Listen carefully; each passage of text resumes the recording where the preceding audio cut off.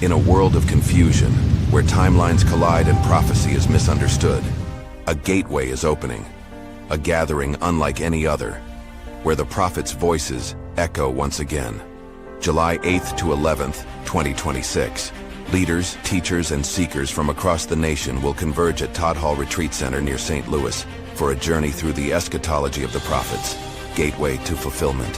Featuring voices you know and trust: Steve Magua, Tim Martin, Michael Miano, Zach Davis, Dr. Don K. Preston, William Bell Jr.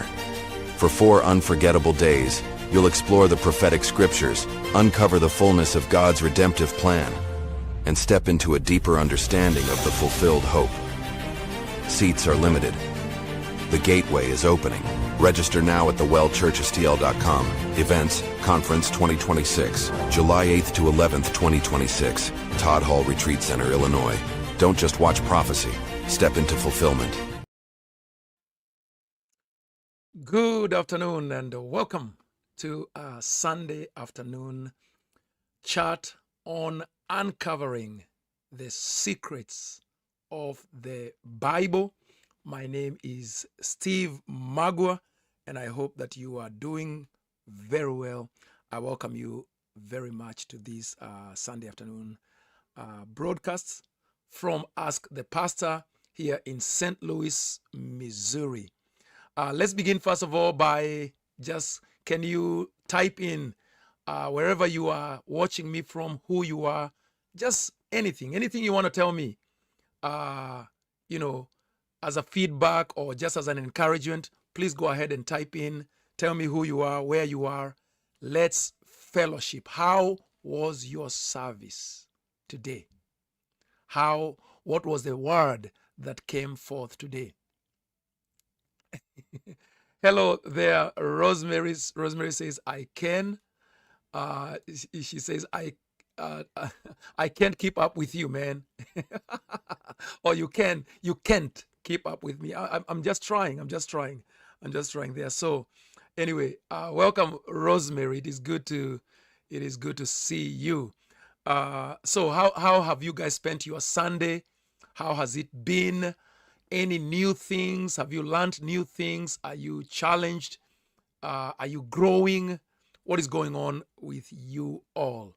So this is going to be just a free-flowing conversation. I'm going to answer questions. I'm going to respond to comments. Anything that you feel you want me to address, please go ahead and share with me. By the way, how is my audio and my video? Let me make an apology. I don't know what was happening today, and unfortunately today was one of those days that I actually did not go back into the media center at the church. I did not go there at all today for the first time in a long time. And so I don't know if that's the reason, but we had very, very poor quality broadcast. The sound was not good. The video was freezing. And I didn't discover that until the service was over and I had actually left the church. So for those who watched and for those who had to endure that quality of work, I do apologize. I will look into it. I will find out what was happening. Last Sunday, actually, I had used a different computer. So I will make sure that that we carry this computer that I'm using here to the church next Sunday, just to make sure that we have a good quality broadcast. I really care about that. I want to make sure that everybody is receiving the value for their time when they come to our broadcast. Okay. Now, how are you? How are you, Nation Magadlela? Nation Magadlela from South Africa says, glad to see you, Pastor. I always learn a new thing from you. So far, I can hear you 10 out of 10. Wow. Thank you so much, Nation Magadlela. That is very encouraging from South Africa. And Rosemary says, I actually just came here to get back to last night's teaching. So to copy the transcripts for reviewing, the lesson was packed last night. Wow, Rosemary, thank you. You are such an encouragement to me in my life, and I just want to thank you. You have been such an encouragement, and I thank God for you. Annie, and of course, Rosemary says the sound is good. You guys notice I've been using just so you know, I've connected a microphone, which is a more professional microphone than what I've been using, which is the webcam microphone, and I've noticed that the sound quality is so much better. I've had this microphone for a couple years. But for whatever reason, I don't know why I had not been connecting it, but it is what it is. Now we get better all the time. Annie She, I'm believing that she stands for Shiro, right? If I'm wrong, please correct me. I'm just guessing there. And she, and somebody is asking, Sally Peter is saying, and she uko wapi? Where are you watching us from? So yeah, like I said, as I was coming in, please, as you're greeting me, as you are saying howdy, like my friend Anthony, for the sake of the other viewers, can you tell us where you are watching us from and what time it is where you are? I think that is always interesting when people can see the wonder, the amazing just wonder of the time that we are living in, that at this very moment we can fellowship when we are 10,000, 20,000 miles away from each other, and we are communicating pretty much like as if we are face to face, right? Of course, my dear sister Rosemary, a very good friend of mine, is in Northwest Ohio, USA, and it is 5:15 p.m. That would be Eastern Standard Time. I am actually in Central Standard Time, so my time is 4:19. I'm assuming, Rosemary, that it's actually 5:19 where you are, unless your clock is not working right. Right? So it should be, right now, it should be 5:20. Rosemary, I hope you're not 5 minutes behind. I hope you're not. I hope you're not joining us from another dimension, where maybe a parallel universe. I hope this is the Rosemary of my universe. Sally Peter says, I am watching from the Middle East. Wow. And it is 1:19 a.m. I'm assuming it is 1:19 a.m. on Monday morning. In the Middle East, wherever you are. You don't tell us where. And she says, I am tuned in from Saudi Arabia. Wow. My goodness. Saudi Arabia, Middle East, you are well represented this afternoon. Anthony Guerisi says, I am watching from Melbourne, Australia. It is 9:19 a.m. and the coffee has not yet kicked in yet. Wow. So it is already tomorrow morning, at least from our perspective, where Anthony is. I mean, I'm sure the sun is shining. For us, if I look outside my window out here, it's almost sunset. It's almost sunset because we are now coming into the fall, close to the winter actually, but we are in the fall. And because of that, the sun is setting, the darkness is coming in much earlier because we have daylight savings time and so on and so forth. So welcome to the broadcast. Welcome to the teaching. Now, guys, I want to take your questions. I want to answer your questions. I want to address your concerns. I want to encourage you. I want to make things clear where I can. So today it's all about you. Wherever you are tuning in from, I am going to concentrate more. Even my title is not because I have a particular sermon that I've prepared. My title is actually based on this scripture in the book of Luke, and also I'll show it in Matthew. So it says here,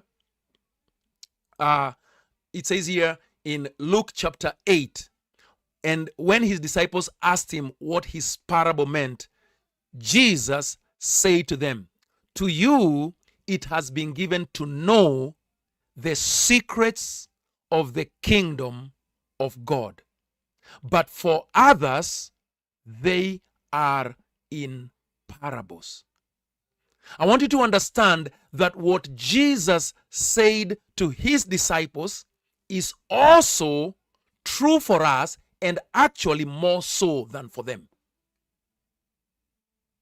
Let me repeat that again. What Jesus said there in Luke chapter 8 verse 10 is not only true for us, but it's actually magnified many times over for us than it was for them. Look at what he said to them. He says, to you, the first century disciples, the ones that walked with Jesus, it has been given to know the secrets of the kingdom of God. But to others, and we will find out who the others are, God speaks to them in parables. It is not for them to know. This conversation is also recorded by Matthew in Matthew chapter number 13. And when the disciples came to him and said to him, why do you speak to them in parables? Parables are stories in which the truths are concealed in signs and illustrations and metaphors. But Jesus says to you, verse number 11, he answered them, to you it has been given to know the secrets of the kingdom of heaven. So it is the portion of the disciples of Christ to know. So whenever you hear somebody say it is not for us to know, stop them and say, no. It is for us to know. It was for them to know, but it is much more now than then. Let me show you why it is much more now than then. In other words, we have the privilege to know more than the disciples knew when they were writing the Bible. So in other words, the believer today has access to more information, more knowledge, more understanding than the Apostle Paul, than the Apostle Peter when they were alive. Why? Go with me, if you will, to 1 Corinthians. 1 Corinthians chapter number 13. 1 Corinthians chapter number 13. This is the Apostle Paul. 1 Corinthians 13. The Apostle Paul says this. And I'm going to read it from verse number 8. Love never ends. So keep that in your back pocket. Love never ends. If you're a Christian, love will never end. As for prophecies, they will pass away. As for tongues, they will cease. As for knowledge, it will pass away. Now look at verse 9. For we know in part. For we know in part, and we prophesy in part. That's them. That's not us. Paul knew in part. Peter knew partially. In part means partially. But look at what he continued to say. For we know in part and we prophesy in part. But when the perfect comes, that's the second coming of Christ. But when the perfect comes, the partial knowledge will pass away. So that's what it means when he says that knowledge will pass away. Do you see that way he says, as for knowledge, it will pass away? For we know in part, they knew in part. That's not us, that's them. Paul is talking about what was happening in their time. For we know in part and we prophesy in part. But when the perfect comes, the partial will pass away. And I'm claiming and I'm emphatically emphasizing that we do not live in the era of the partial knowledge. We live in the times of the fullness of the knowledge of God. So whatever they knew then, we now know more fully than them. When I was a child, I spoke like a child. He continues, verse 11. I thought like a child. I reasoned like a child. When I became a man, I gave up childish ways. For now, when? Then. Do you see? Paul's now is then for us. Because we don't live in the now of Paul. We live in the then of Paul. Oh, I hope you get it. We don't live in the now of Paul. We live in what for Paul was then. So now watch. So he says, for now, we see in a mirror, but then, face to face. Now, in Paul's time, I know in part. then in 2025, I shall know fully, even as I have been fully known. Now, how can I make such a claim? How can I make a claim that we now know and we have access to greater knowledge and clarity than Paul had, the writer of the Bible? How can I? Because first of all, it says that at the time Paul was writing, he only knew things partially. But Paul anticipated that there was going to come a time when the people of God were going to see things with extraordinary clarity. They were going to have access to the whole picture. They were going to be able to investigate it and know it fully, more fully. When was that? He says, when the perfect comes. Verse 10. When the perfect comes. When the perfect comes. I wanna emphasize here that the perfect is Jesus Christ. The perfect is not the Bible. Because there are some people who teach that the perfect is the Bible. Now, I'm not saying the Bible is not perfect, but the Bible was already there. The Old Testament was already there, and when Paul is writing 1 Corinthians, that's the Bible.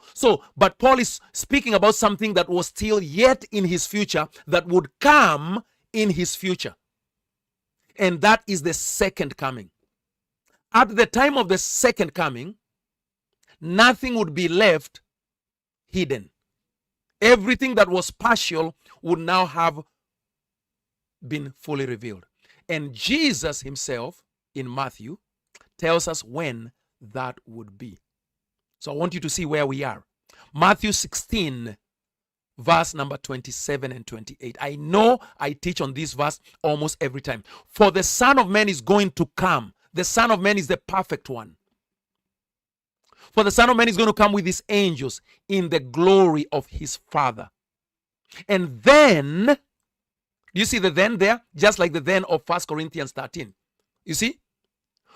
He says, for now we see in a mirror, verse number 12, but then. So this then here is the same then in Matthew 16. For the Son of Man is going to come with his angels in the glory of his Father. And then he will repay each person according to what he has done. Truly I say to you, there are some people standing here who will not taste death until they see the Son of Man coming in his kingdom. So that's why I am claiming, with good reason, that today in 2025, we have every privilege, we have every opportunity to know even things that Paul could not have known. But here is a beautiful thing. Right now in 2025, Paul knows the things he did not know. Because you see, Jesus came back the second time in the lifetime of his original disciples. Did you see it there in the scriptures? I'm not making this up.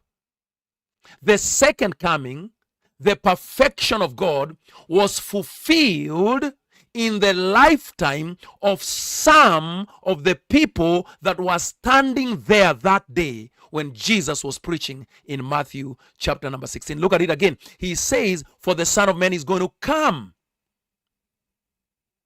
For the Son of Man is going to come. There is a coming. With his angels in the glory of his Father. And then he will repay each person according to what he has done. Truly I say to you, there are some standing here who will not taste death until they see the Son of Man coming in his kingdom. So if you are to be asked, what is a perfect? You can say Jesus is a perfect, but beyond Jesus, the kingdom that was coming was perfect. The kingdom of perfection, where righteousness dwells. The kingdom of perfection is where righteousness dwells. That came in the lifetime of some of those that were standing there. So there is no space for anyone to biblically claim that Jesus is going to come in the future of 2025.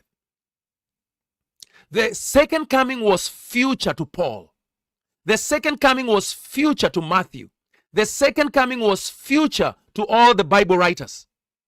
But the second coming is no longer future to us.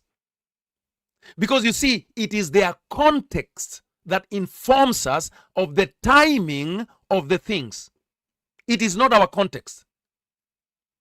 You see, there are many people who say, well, Jesus is coming soon. You ask them, why? Why do you think he's coming soon? Well, because he said he's coming soon. Who did he tell he's coming soon? Did he tell you he's coming soon? Did he speak to the people in 2025 and tell them he's coming soon? No. Jesus never told the people in 2025 he's coming soon. He told the people in 30 AD. He told the people in 40 AD. He told the people in 50 AD. He told the people in 60 AD. And he told them he was going to come soon then. And God does not lie. So Jesus came again the second time, just as he described, just when he said he would. Therefore, now then, we no longer are in the partial knowledge. Now we are in the full knowledge. Now, does that mean that we, in a moment of time, I can know everything about everything? No, that's not what the passage means. It just means that I will have access to all the knowledge that is necessary or that has been made available by God. That does not mean that I have the capacity to comprehend the knowledge or even the diligence to gain it all. But nothing is withheld from us. We are no longer in the partial. We are in the fullness. What a powerful concept. What a glorious thing to know. So that now I don't have to say, well, I guess we will know when we get to heaven. No, I don't need to wait until I get to heaven. Indeed, there are some things that I will gain greater understanding of, or even the first understanding of when I get to heaven. That's true. There are certain things the Bible never reveals, ever. And I believe that those things will never be revealed while we are on this side of the sun. There are certain things that God has not revealed and that he did not reveal even at his second coming. There are certain things you will only know when you are no longer part of this physical realm. Okay. Now, Sally Peter is inviting Rosemary Cooper Endicott to Saudi Arabia. It's a Muslim country. No churches. Now, is there no churches at all, or there are few churches and most of them are underground? Because as far as I knew, there are some underground churches, but there is no open churches where you can find a church the way you find them in these places where we live. But anyway, she says, no churches, mosques everywhere. Oh, look at me. I didn't even read. See, I'm illustrating how usually we do. I just made an error there. I didn't read the full statement first. So she says there are no churches, there are mosques everywhere, though we have underground churches and Zoom fellowships, but we thank God we are okay. What an honor, Sally Peter. What an honor. Because I've seen you a number of times in this teaching. And that to me is a great honor to me. Because I know that you have few choices, but online I know you have many choices of preachers that you could go and watch and listen to. And so I thank the Lord himself that he has led you here and that you have been coming here on a regular basis. I pray that the Lord will continue to bless you through this ministry. Amen. Anishi says there's no church here. And of course, she's talking about the public church. Like in Saudi Arabia, I don't think that you will drive down a street and see a church with a cross on top of it, because it's against the law in Saudi Arabia. But God has given us the ability in 2025 that we are able to clearly teach the word of God in Saudi Arabia through Facebook, YouTube, and Zoom fellowships. Today, in our church service, a young man came that I met through YouTube. This young man found me on YouTube. He is from India. Now remember, I live in St. Louis, Missouri in the United States of America. This young man is from India. He is a Christian. He was raised as a Christian. And while he was in India, he had heard about the fact that Jesus came back. But the people that were preaching this message were far from them, and they were much higher than them. So he never had an opportunity to be in the same place with the people that were preaching the fulfilled message in India. So he came to go to school here in my city, in St. Louis. And then he had been searching. He told us, he gave the testimony, he had been searching online to see if there was anyone in Missouri who preaches the fulfilled eschatology. And then he found me online. And he contacted me a couple weeks ago and he said, hey, my name is Vinay. Can we meet? I said, sure. He said, well, right now I'm in Houston. Can we meet on Zoom? I said, sure. So we arranged a Zoom, and we had a Zoom meeting, and we've had a couple of Zoom meetings actually with him. Today, he showed up at our church location, and we had a good time with him. And even though we are very few at our church location, because of course we preach something that is very contrary to what people want to hear, he was so excited. He told me, man, you know, I went to the other church that I go to regularly in the morning, and I left there at 11, and I came here. Then when we finished the service, he said to me, is it okay? Is it okay with you, Pastor, if I be coming here, but I will be late? I will be coming at 11:30 because I do need to maintain my fellowship with the other church, but I want to be coming here after that church. I said, that is wonderful for me. You don't even have to come, but if that's how you are being led to do, great. Now, this young man is from India, but we are connected with the same gospel. He wants to hear more about this. He wants to learn more about this, and he has been telling all his friends about us, and we are hoping that very soon we will have a good, vibrant congregation of not only Americans, but also Indians coming to listen to this message of the fulfilled eschatology. Amen. So anyway, so Jesus tells his disciples, to you it has been given to know the secrets of the kingdom of God. To you it has been given to know the secrets of the kingdom. I just want to encourage you this afternoon. I just want you to know that it is for you to know the secrets, to understand the things that have to do with the kingdom of God. Nothing is hidden anymore. Everything is available. It just depends on you. How much are you willing to take in? How much are you willing to see? How much are you willing to know? It is for you to know. It is a process, though. There is a process. You do have to submit yourself to the process. You do have to submit yourself to the study. You will not know without studying. You will not know without being taught. You will not know without seeking. But nothing is hidden. So in other words, you will not seek anything that God intended to be revealed to the church of Jesus Christ, and the Lord will say, no, you will not get to know that. Everything that has been revealed is now available. Last week, we had Brother Selah Pause. His name is Bill. Brother Selah Pause. And yesterday, Bill, we were talking about you. I don't know if you watched that show from yesterday. We were talking about you. But anyway, Bill is a good friend. He has been to our church a number of times, and he visited us last week. He is from Cleveland, Ohio, which is actually close to Rosemary. Actually, Rosemary and Bill, you guys live within the same region, right?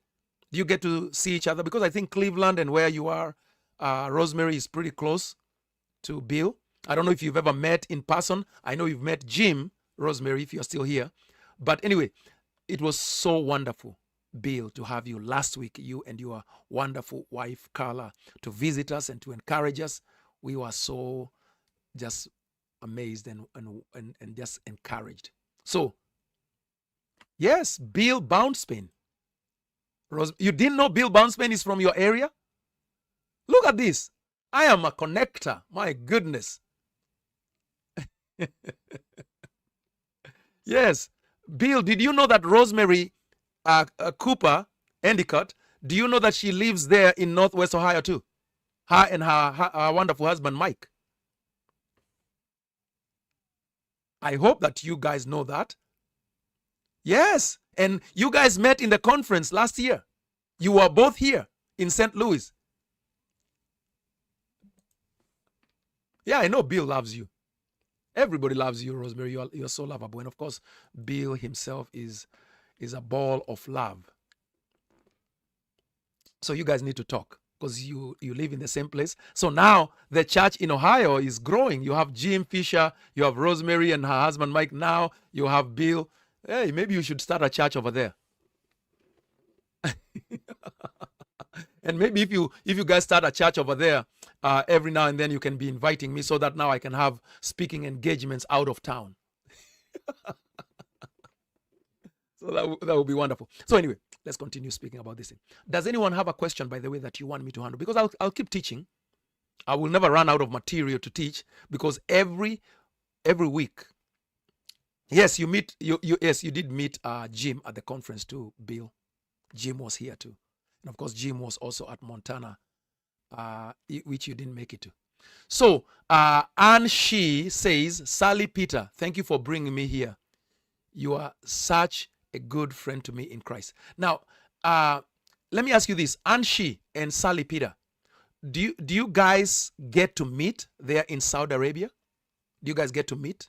Like, do you live close enough to where you can meet in physical? I hope that you do, because I know that even in the homes that you live in, depending on the conditions, I know that you guys can even have physical fellowships with each other, because there is a special anointing whenever people come together physically.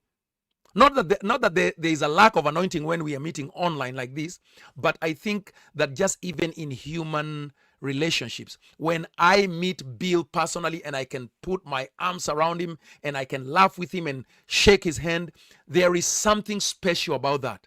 Yet when I meet Bill or Rosemary online, I just feel like we're in the same room.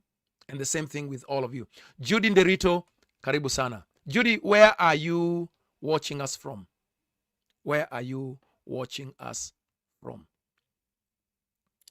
Now, Judy asked the first question, and Rosemary, I know you had asked a question yesterday, but since you didn't ask it this time, I will go with what she has said. So, Judy says, please expound on Revelation chapter 9, verse 2.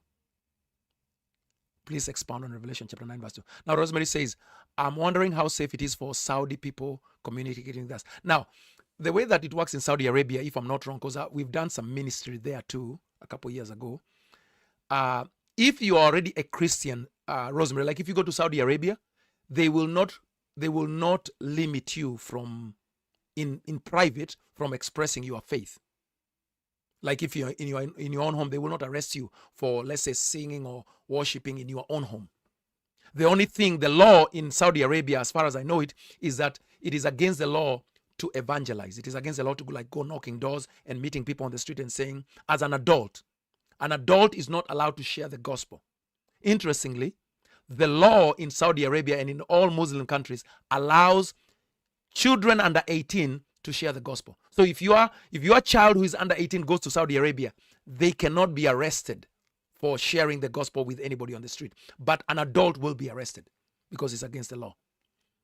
So I found that to be quite interesting. So my son and Trey, Rosemary, they went to Turkey, they went to Tunisia a couple years ago because they were under 18 and they were able to preach on the streets. They went with adults, but the adults could not say anything. And so they went and they were evangelizing all over the place and sharing the gospel. And so it was quite interesting. So Judy says she's watching us from London, United Kingdom. Rosemary, somebody is in your country. You better get together with them. So Rosemary is married to Mike, and Mike is a British guy. He's from England. Isn't it interesting? Right. I thought you would find that interesting, Rosemary. So Rosemary lives in the United States with her British husband, who obviously now he has to be American because he lives here with his American wife. Judy is a Kenyan woman living in London, UK, and she's representing Rosemary right here in her home country. Yes, that's another person that you should send a friend request to. So Judy, make sure that on Facebook you look for Rosemary Cooper Endicott, because that's a person that you can liaise with, because, you know, all that. Gary Gore, how are you? Gary Gore is here. He is from Oklahoma, which is just a little bit below Missouri. And Gary, actually, we have met. Gary was here a couple weeks ago. You know, it's an interesting. We have a very small church, but our church has been receiving many, many wonderful brothers and sisters from the fraternity of the fulfilled eschatology, and I think that is a good sign. So now let's go to the question by Judy. So Judy says, can you give us an exposition of Revelation chapter number 9? Let's do that, because all things have been revealed to us. Revelation chapter number 9.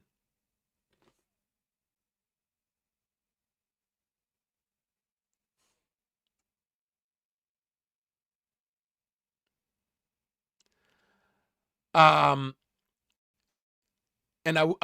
Bill, let me just acknowledge what Bill is saying here. So Bill says, Pastor, I emailed you to ask you to preach on love because of that conversation we had off the camera once the service was, because it was off the chain. I will make sure to do that. I will make time to preach on love from that perspective that we spoke about with you last week when you were here. I will do that. I will do that. Thank you very much. So Revelation chapter number 9. So Revelation chapter number 9. So Revelation chapter number 9, verse 1. The fifth angel sounded his trumpet, and I saw a star that had fallen from the sky to the earth. The star was given the key to the shaft of the abyss. When he opened the abyss, smoke rose from it like the smoke from a gigantic furnace. The sun and sky were darkened by the smoke of the abyss. And out of the smoke, locusts came down on the earth and were given power like that of scorpions of the earth.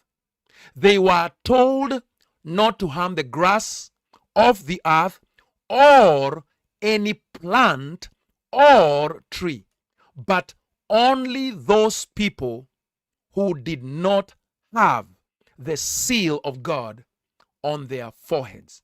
They were not allowed to kill them, but only to torture them for 5 months. And the agony they suffered was like that of the sting. Please note that word. That of the sting of a scorpion when it strikes. During those days, people will seek death, but will not find it. They will long to die, but death will elude them. The locusts looked like horses prepared for battle. On their heads, they wore something like crowns of gold, and their faces resembled human faces. Their hair was like women's hair, and their teeth were like lions' teeth. And they had breastplates like breastplates of iron, and the sound of their wings was like the thundering of many horses and chariots rushing into battle. They had tails with stingers like scorpions, and in their tails they had power to torment people for 5 months. They had a king over them, the angel of the abyss, whose name in Hebrew is Abaddon, and in Greek is Apollyon, that is destroyer. So let me just go there to verse number 11. And then, now, before we start breaking down this passage, we need to set up some foundational things that you need to understand. Okay? So now, Revelation chapter number 9, now you are in the trumpets. Remember that there are 3 sets of things that signify the judgments. There are 3 sets of things. So there is trumpets. Well, the first one is seals. There are 7 seals. Then there are 7 trumpets. And then there are 7 bowls of wrath. So remember that. Okay. Now, that's the first thing to note. Now we are in the trumpets, and this is the 5th trumpet.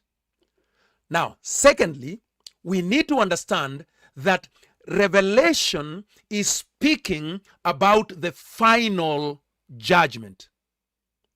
Revelation is speaking about the final judgment. Okay? This is when Jesus comes back in order to reward everyone according to what they have done. So that's what Revelation is about. Revelation is the activities pertaining to the final judgment. Okay? Now, watch this. Matthew 16, because I've already shown it to you, because this will give you a background information. So Jesus here in Matthew 16 says, "For the Son of Man is going to come with his angels in the glory of his Father, and then he will repay or recompense or avenge against everyone according to what he has done." Verse 28 is critical for the timing of Revelation 9. "Truly I say to you, this coming of the Son of Man," that I'm speaking about in verse 27, "truly I say to you, there are some standing here who will not taste death until they see the Son of Man coming in his kingdom." So therefore, the first thing to declare about Revelation 9, whatever Revelation 9 is, it is the same judgment that is in Matthew 16. Judy, does that make sense? That whatever judgment you are being shown in Revelation 9 is within the same umbrella of the judgment in Matthew 16:27, when Jesus comes with his angels in the glory of the Father to repay each person according to what he has done. Does that make sense to everyone? Because I want to make sure I don't move too fast, because there's much information that I'm about to release to you that will help you to understand Revelation 9. But you need to understand the background information. Where is this happening? When is this happening? So right now, what we know is that this is happening when? The when is during the lifetime of some of those that were standing there. Revelation 9 is not happening in our future. Revelation 9 is happening in the lifetime of the disciples of Christ, during the time of the great judgment of all the things that had happened in the Bible. A confirmation. Now, I see your reply there. You say, "I'm listening keenly to understand." Okay. Make sure you inform me before I move on to another thing that you understand that part. So it's good to listen keenly to understand, but I want to know that you, because you're the one that asked the question. To me, it will not serve me any good if I move on to many other things if you did not understand the first. So the judgment happens at the second coming of Christ. The second coming of Christ happens in the lifetime of those standing there in Matthew 16. In Matthew 23, look at what it says. So Jesus is going to give what is called the 7 woes, starting from verse number 13. So look at this. "But woe to you." Right? Verse 13. You go to verse 15. "Woe to you." So, but when you go back to Revelation, verse number 12, look at what it says in verse number 12. He says, "The first woe is past. 2 other woes are yet to come." So do you see that Revelation is speaking about woes? Matthew 23 is speaking about woes. So clearly they are related. So when we go to the last woe, the 7th woe, in verse number 29, we hear, "Woe to you, scribes and Pharisees, you hypocrites, for you build the tombs of the prophets, you decorate the monuments of the righteous, saying, if we had lived in the days of our fathers, we would not have taken part with them in shedding the blood of the prophets. Thus, you witness against yourselves that you are the sons of those who murdered the prophets. Fill up then the measure of your fathers, you serpents. Now, notice, you serpents, you brood of vipers. That is going to become important a little bit later when we go back to Revelation 9. Therefore, I send you prophets and wise men and scribes, some of whom you will kill and crucify, some you will flog in your synagogues and persecute from town to town, so that on you may come all the righteous blood shed on earth, from the blood of righteous Abel to the blood of Zechariah the son of Berechiah, whom you murdered between the sanctuary and the altar. And verse 36 now confirms for us what we saw in Matthew 16. Truly I say to you, all these things, all these judgments, so the things are judgments. All these things that pertain to judging the blood shed on earth, starting from the blood of Abel to the blood of Zechariah, and the blood in verse number 34 of the prophets of Jesus, all these things will take place upon this generation. Okay? Now, let me again pause. Do you see the relationship between Matthew 16 and Matthew 23, where Jesus says to the disciples in Matthew 16, the Son of Man is coming in the lifetime of some of the people standing here. In Matthew 23, Jesus is speaking to the Pharisees, the persecutors of the apostles, and he tells them, all these things will come upon your generation, Pharisees. So can you see that all the judgment of all the blood that has ever been shed on earth, starting from the blood of Abel, when he was killed by Cain, was to happen in the generation of the Pharisees.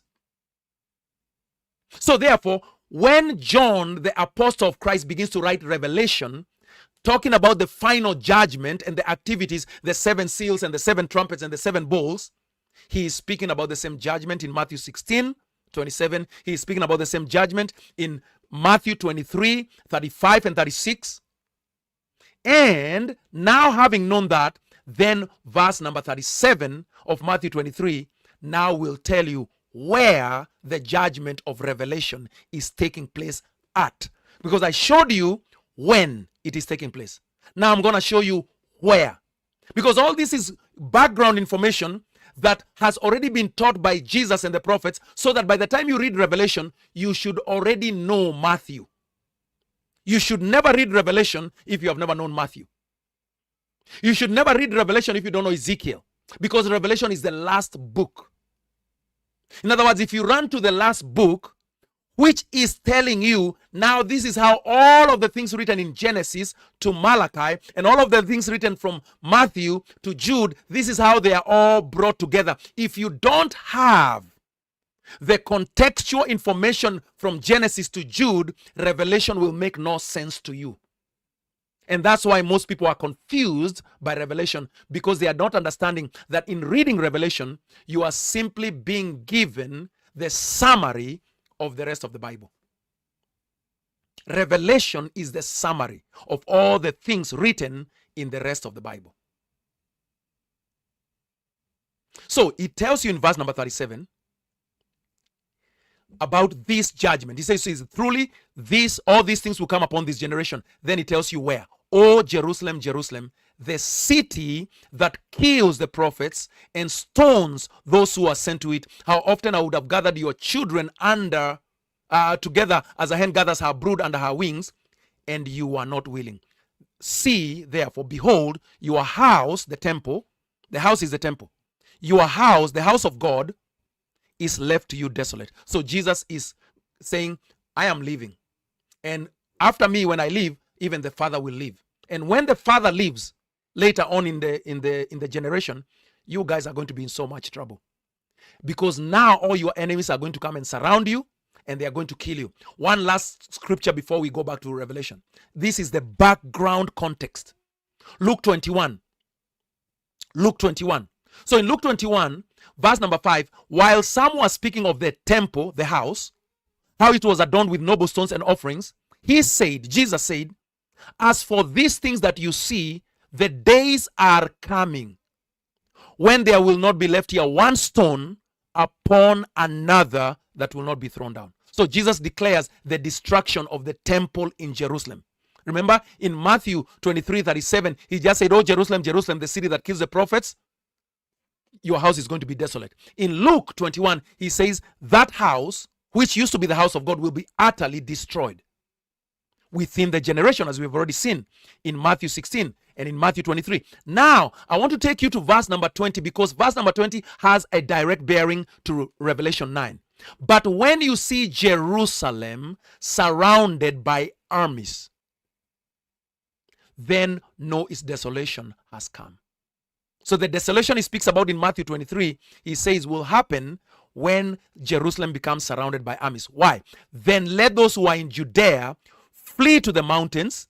Let those who are inside the city depart, and let not those who are out in the country enter it. For why? For these are days of vengeance, to fulfill all that is written.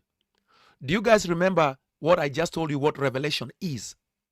Revelation is the prophecy about the fulfillment of all the things written from Genesis 1 to Malachi 4. And all the things written from Matthew 1 to Jude. Jude only has one chapter. Revelation is the summary of all things that are written. So, therefore, this statement in verse number 22, for these are the days of vengeance to fulfill all that is written. Now, this is going to be written in Revelation. How is this vengeance going to be executed? Right? So he will tell them, alas, for women who are pregnant, for those who are nursing infants in those days, for there will be distress upon the earth and wrath against these particular people, the people of Jerusalem, that is. So these people is the people of Jerusalem. They will fall by the edge of the sword. So note, they will fall by the edge of the sword. They will not fall by the gun or by bombs or by atomic bombs or by AI. They will fall through ancient warfare. Swords. Nobody fights with swords today. But in the first century, they used to use swords for fighting every war.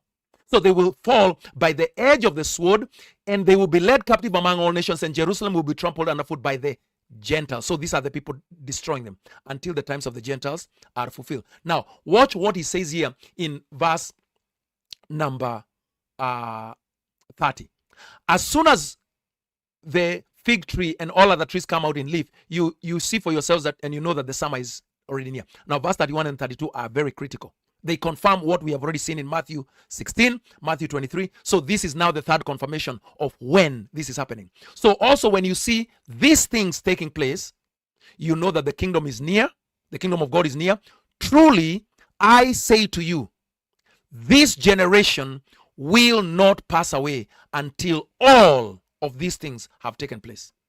Heaven and earth will pass away, but my words will not pass away. So now, so when you're reading Revelation chapter 9, or any part of Revelation, understand that Revelation is taking place when Jesus said it would take place.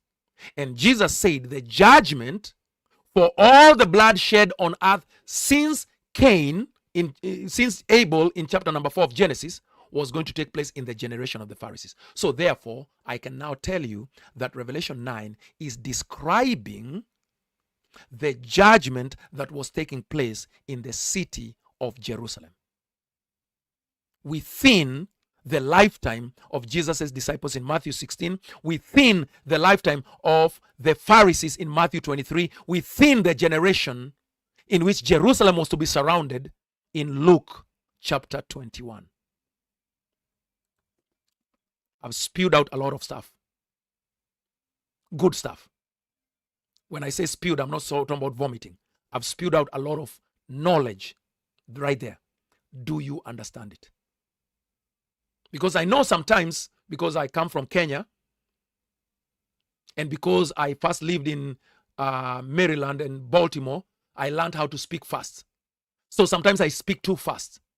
And people don't get what I'm saying, but they are embarrassed they don't want to embarrass me and say, brother, I didn't even get what you just said. Are you guys getting what I'm saying?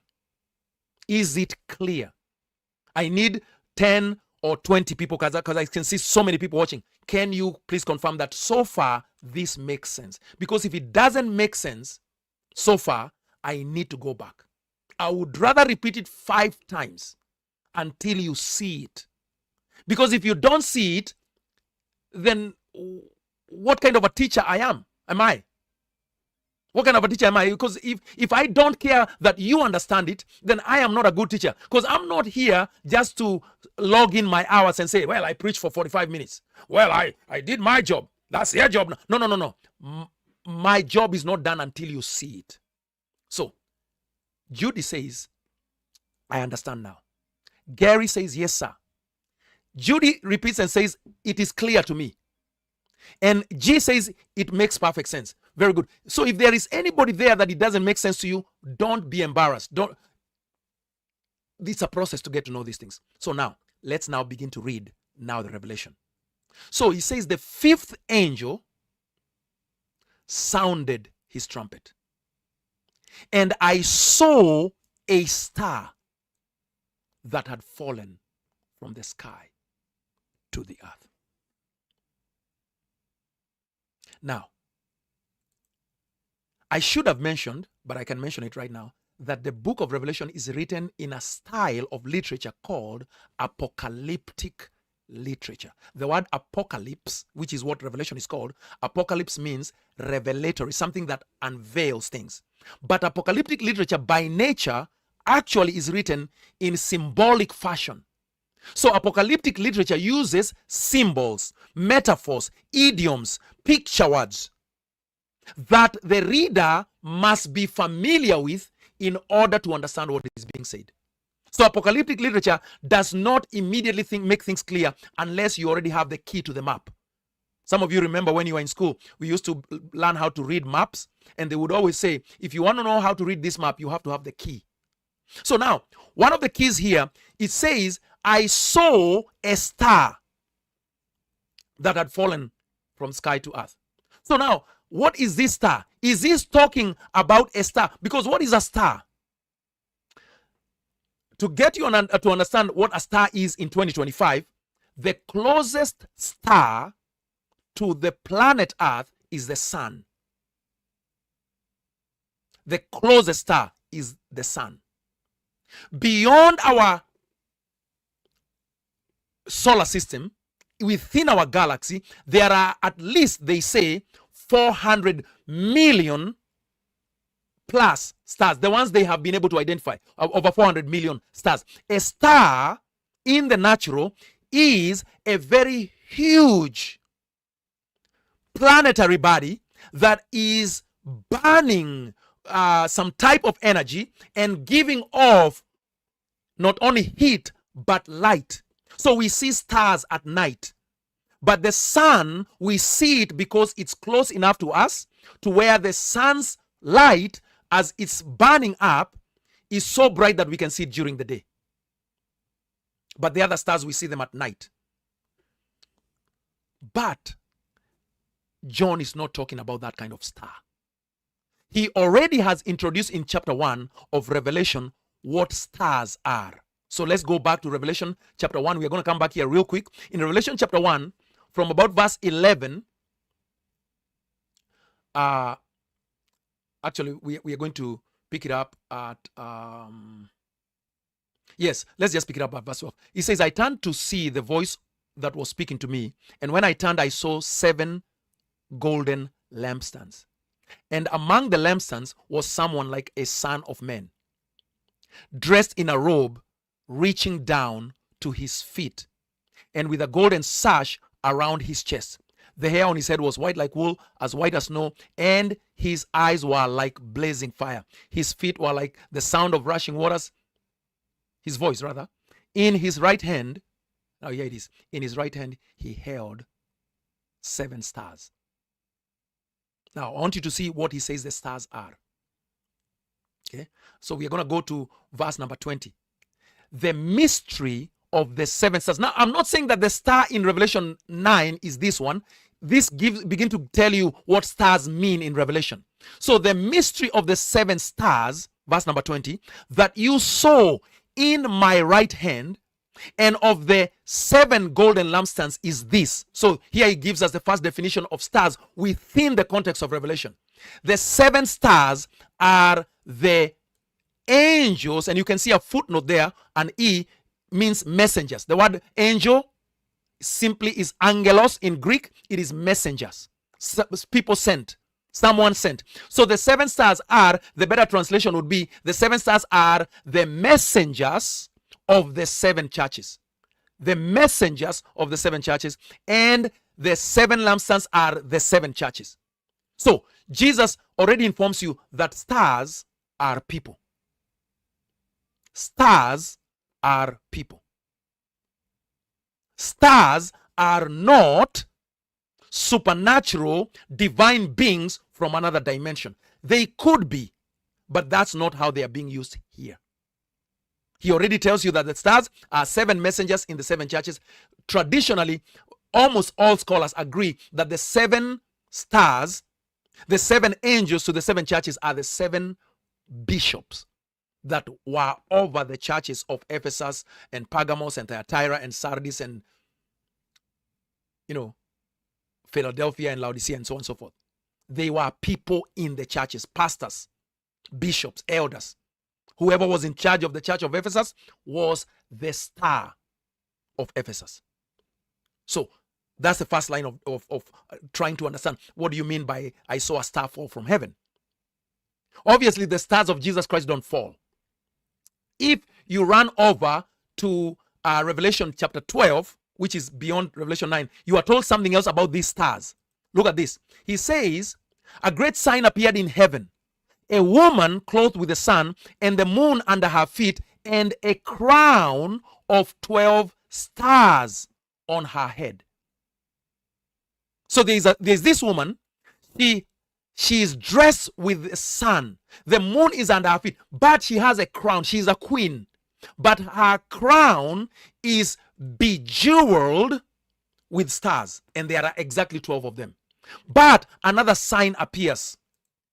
A dragon, a red dragon, which has 7 heads, 10 horns, and 7 crowns. Its tail swept a third of the stars. You see, in English, in grammar, whenever you use the definite article the versus the definite article a, it tells you that the is referring to something already introduced before. Like if I tell you, the man told me, you will tell me, the man you are talking about? Of course, the man I was talking about. I cannot use the to introduce a new subject in a conversation. If I want to introduce a new subject altogether, I will use the definite article a, e, I, o, u. I know I have my African pronunciation, but you get the idea. So the stars that the dragon makes to fall are the part of the 12 stars. So its tail swept a third of the stars out of the sky, the stars that were on top of the woman. So if you find out who the woman is, and you find out who the stars are, then you will find about the stars that fall, because these are fallen stars. Revelation 9 is talking about a fallen star. Notice that it is the dragon that causes a third of the stars to fall out of the sky, and he flung them to the earth. You see that? The tail of the dragon swept a third of the stars of heaven. Remember, stars here are people. Stars here are not divine supernatural beings from another dimension. They are people. The stars are on the crown of the woman. That's what makes her a queen, because of the stars. Because a crown is what declares your royalty. The jewels on your crown, they are talking about the splendor of your kingdom. So this woman has a kingdom. So who is she? We are told who she is because we are told in verse number 2 that this woman was pregnant. She was crying out in pain. She was about to give birth. And then we are told that this dragon stood in front of the woman who was about to give birth so that he might devour her child when it was born, the moment it was born. So who is this child? Verse 5, she gave birth to a son, a male child, who will rule all the nations with an iron scepter. So this quotation from Psalm 2 and Genesis 49, there's no doubt who it is. All of you know who it is. I don't even have to say, who is this son that she was about to give birth to? Who is the son that was about to be given birth to that would rule all the nations with a scepter of iron? I know I'm going around about the mountain 40 years, but you need to see this, because you will never understand Revelation 9 if you don't understand what the stars are, because there is a fallen star there. So Gary Gore immediately says, that's Jesus. Jesus is the one who is prophesied to rule all the nations with a scepter of iron. And indeed, in Revelation 19, that's exactly what we will see. So it's Jesus. So if Jesus is this son, and we know it's Jesus because it says immediately, and her child, after he was born, was snatched up. Harpazo, by the way, the word harpazo here, rapture. He was raptured up to God and to his throne. And the woman fled into the wilderness to a place prepared for her by God, where she is to be taken care of. Now, remember, we are here for the stars, because part of the stars on the crown of this woman fall.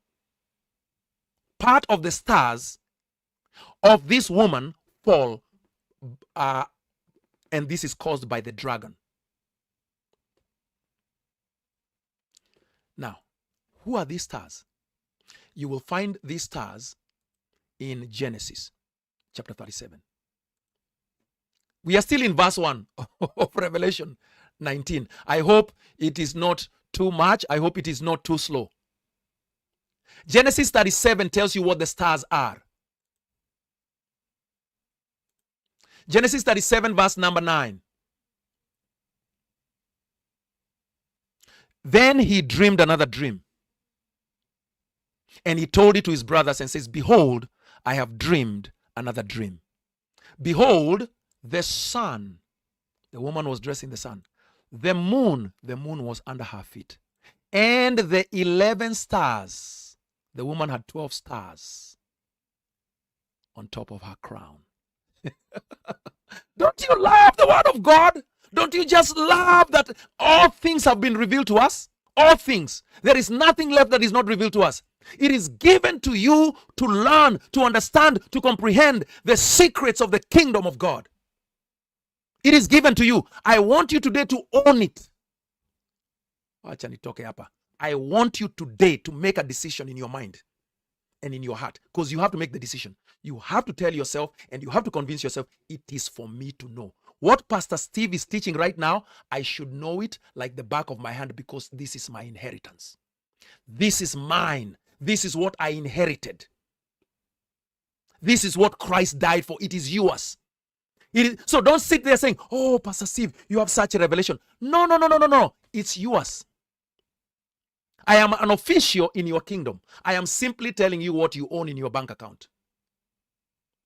If you are a billionaire and you have an accountant, and your accountant comes to tell you how many billions you have, would you be sitting there saying, oh, this accountant knows so much? No, you would be saying, very good. Yes, good accountant. I'll pay you your salary because you are making sure that I stay up to date to what I own. I am a billionaire. All these things belong to you. All this knowledge belongs to you. It has been given to you to know the secrets. This is not some special knowledge. This is not something that you have to go to Bible school. And Bible school is okay. I'm not against Bible school. But what I'm teaching you here is for you to know and for you to pass on to your children and to your children's children and to your neighbors and to everybody else that you know. It's yours. This is the nature of your inheritance. So now, Genesis 37. Genesis 37. He says, behold, I have dreamed a dream. Behold, the sun, the moon, and the 11 stars. Remember, the woman had 12 stars.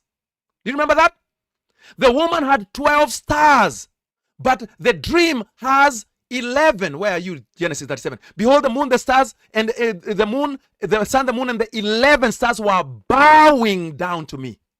But when he told it to his father and to his brothers, his father rebuked him and said, what is this dream that you have dreamed? Shall I and your mother and your brothers indeed come to bow ourselves to the ground before you?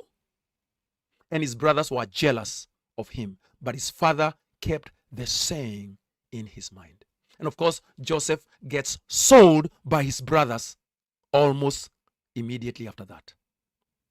So Joseph is what is called a typology of Christ. He's a type of Christ. So the 11 stars are the 12, the 12 stars are the 12 sons of Jacob. Remember I told you the stars are people. The 12 stars are the sons of Jacob.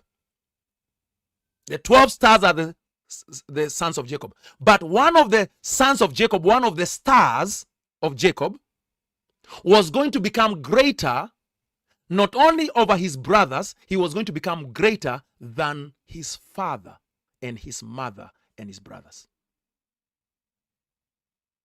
One of the stars was going to be elevated beyond all others, even beyond his own father, in the earth anyway, not in heaven. So it's talking about Jesus, who is the star that is elevated above all the others, right? So you get it, right?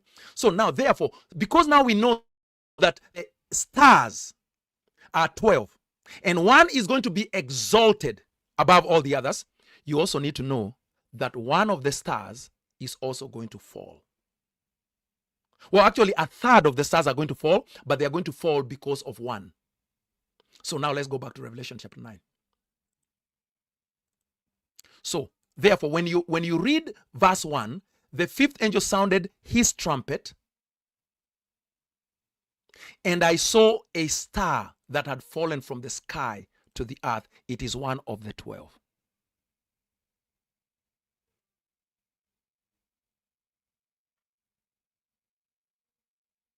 I'm not frozen. I'm just waiting for you to get it.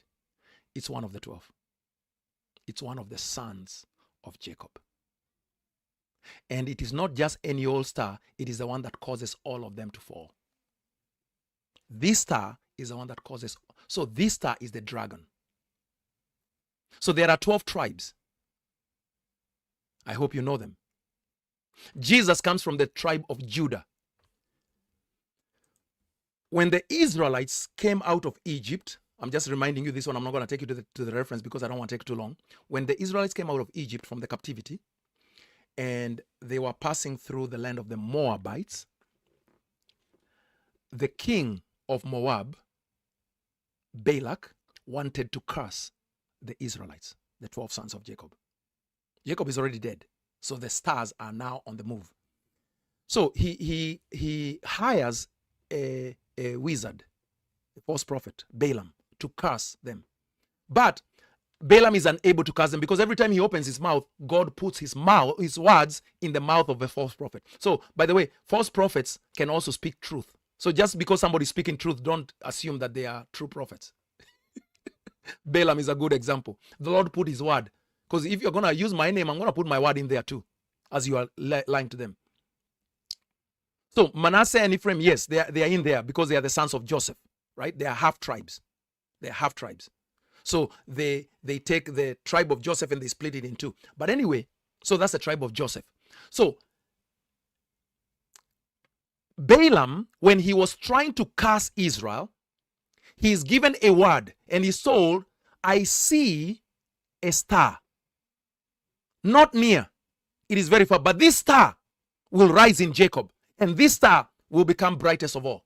So you can read that in Numbers, right? I think it's Numbers 20, I think 22 or 24, thereabouts. So that star is Jesus. But meanwhile, amongst the 12 sons of Jacob, one of the sons was made to be the highest star. The highest star is the one that is closest to the sun. The sun represents the Father, God. The highest star is the one that would come the closest to the sun, if you will. And that star was called Levi. So the Levites were one of the stars. Judah was another of the stars. Jesus comes from Judah. Zebulon is another of the Asher, Simeon, and all that. So now, but here in Revelation chapter 9, you are told that when the fifth angel blew his trumpet, sounded his trumpet, I saw a star that had fallen from the sky to the earth. Allow me to quickly take you back to Revelation 12 so that you can see what this star is, because I need you to understand what the star is. It says here in verse number 10, let's read it here from verse number 9. The great dragon was hurled down. The great dragon was hurled down, that ancient serpent called the devil or Satan, who leads the whole world astray. He was hurled to the earth, and his angels with him. That's a third of the angels. And these are not heavenly angels, by the way. These are human angels, human messengers. Then I heard a loud voice in heaven say, now have come the salvation and the power and the kingdom of our God and the authority of his Christ. For the accuser, so you need to know who the dragon is, for the accuser of our brothers and sisters. Really, in the original translation, there is no sisters. If you read it in the King James, for instance, let me show you this in the King James. So if we take the King James, there will be no sisters, because the Old Testament does not think in terms of women. It only thinks in terms of men.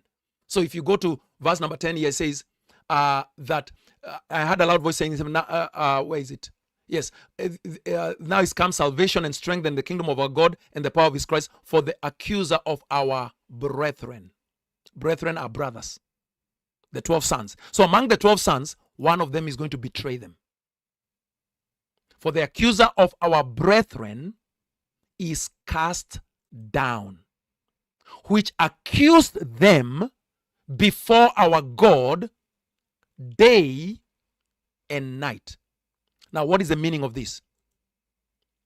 In Israel, when the children of Israel came out of Egypt and they went to Mount Sinai, God gave certain commandments, certain rules for worship, certain rules for living. And he said, the only people who can come before me for any reason are the Levites. No one in Israel can come before me. Only the Levites. Only the Levites can serve at the temple.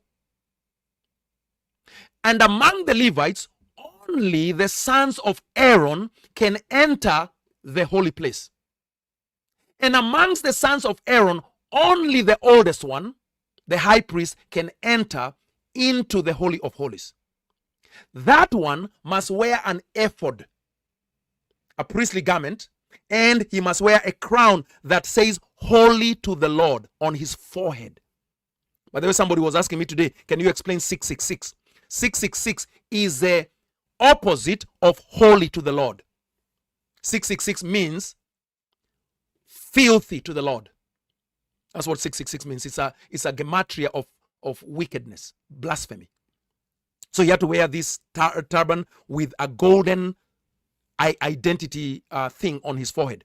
So, and he had to put on stones on his shoulders with the names of the 12 tribes, and he had to come before God every morning and every evening, bringing the sins, bearing the sins of the people of Israel before God, putting them on his shoulders.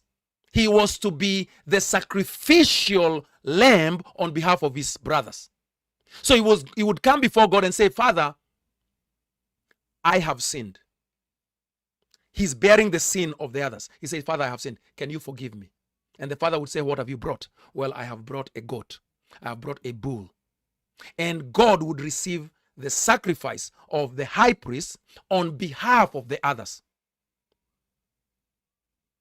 However, in the course of time, the sons of Aaron either misunderstood or became arrogant, or however it became, instead of bearing the sins of the people, like Moses would do, and by bearing the sins of the people, what it means is that if you are a sin bearer, you are supposed to come to God and you're supposed to say to God, yes, I know they are the ones who sinned, but charge their sin to me.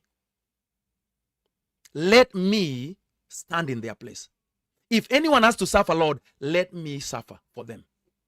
Don't destroy them. If you have to punish anybody, punish me. then God would say, okay, then I'm going to punish you. Somebody has to die. But remember, I gave you a secret. So the sons of Levi were given a secret. You will die for the people. But instead of you dying, bring me a bull. Bring me a goat.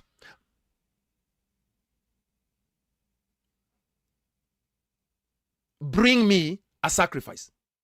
And I will take that sacrifice as satisfactory for the sins of the people. But a long time, in due time, the sons of Aaron began to accuse the brothers instead of bearing their sin. He began to accuse. So every time they would come to God, they would say, these people, God, they are wicked.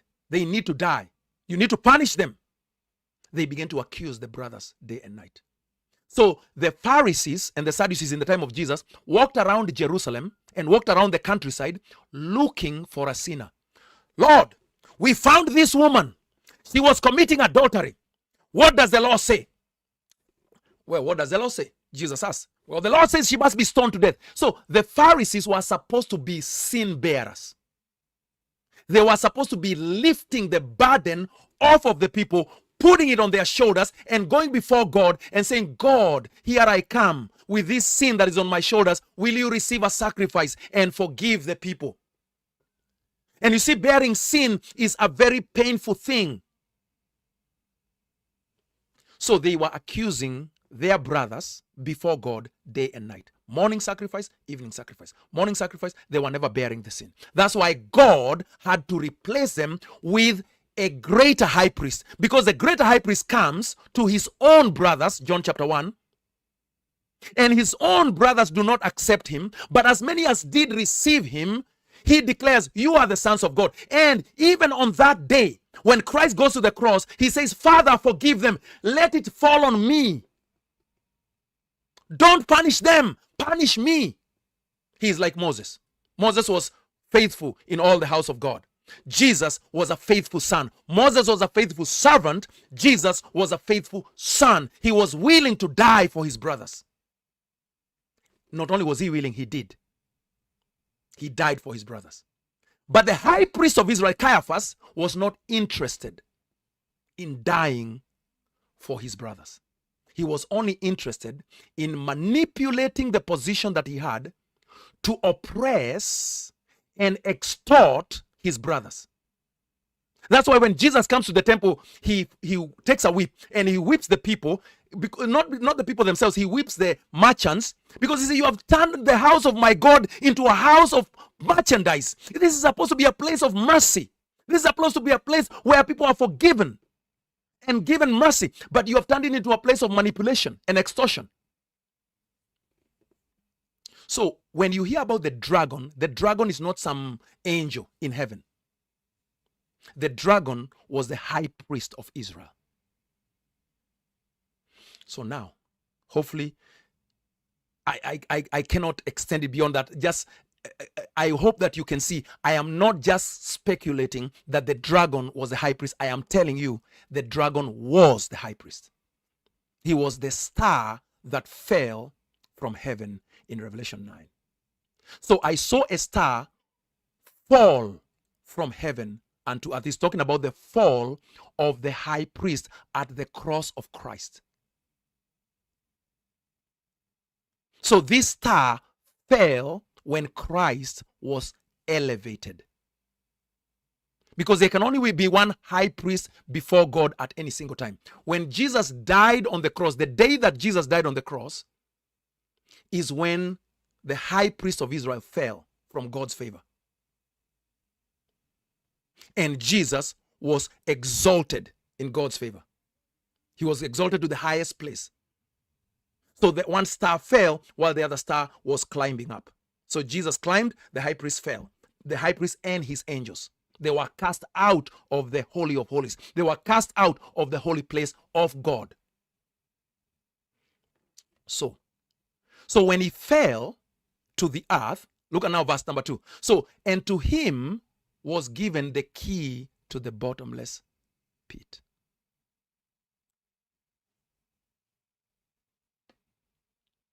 He was given a key to the bottomless pit.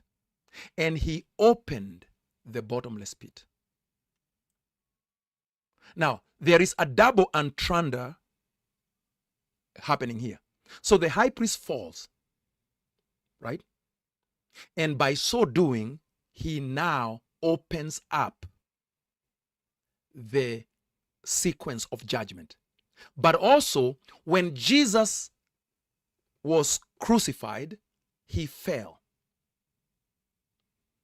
So remember when Jesus was asked, show us a sign. He says the only sign you will receive is, so in other words, the star that fell is representing both the high priest of Israel, who is the Levitical priest, but also the death of Christ. So that in dying, Christ also opened the seals, opened the, now here he's opening up the sequence of judgment. The death of Christ began the sequence of judgment. Let me show you that right quick. If you run with me to Matthew 26. Because I want you to see that it is both Jesus and the high priest of Israel at the time of the cross. Matthew 26, verse number 62. Matthew 26, verse number 62. It says, so I want you to see two high priests standing toe to toe. So, and the high priest stood up and said, have you no answer to make? He's asking Jesus. What is it that these men testify against you? Accusations. They were accusing Jesus. So look at this. Now the chief priest and the whole council, verse 59, were seeking false testimony against Jesus that they might put him to death, that he might fall. So he says, and the high priest stood up and said, have you no answer to make? What is this that these men testify against you? But Jesus remained silent. And the high priest said to him, I adjure you by the living God. So now he appeals to his authority as high priest. I command you by the name of God. Tell us if you are Christ, the Son of God. Jesus said, and I want you to pay attention to what Jesus says about the judgment, so that you can see the key in Revelation 9. You have said so, but I tell you, from now on, from this moment onward, you are going to crucify me tomorrow morning at 9. From now on, you,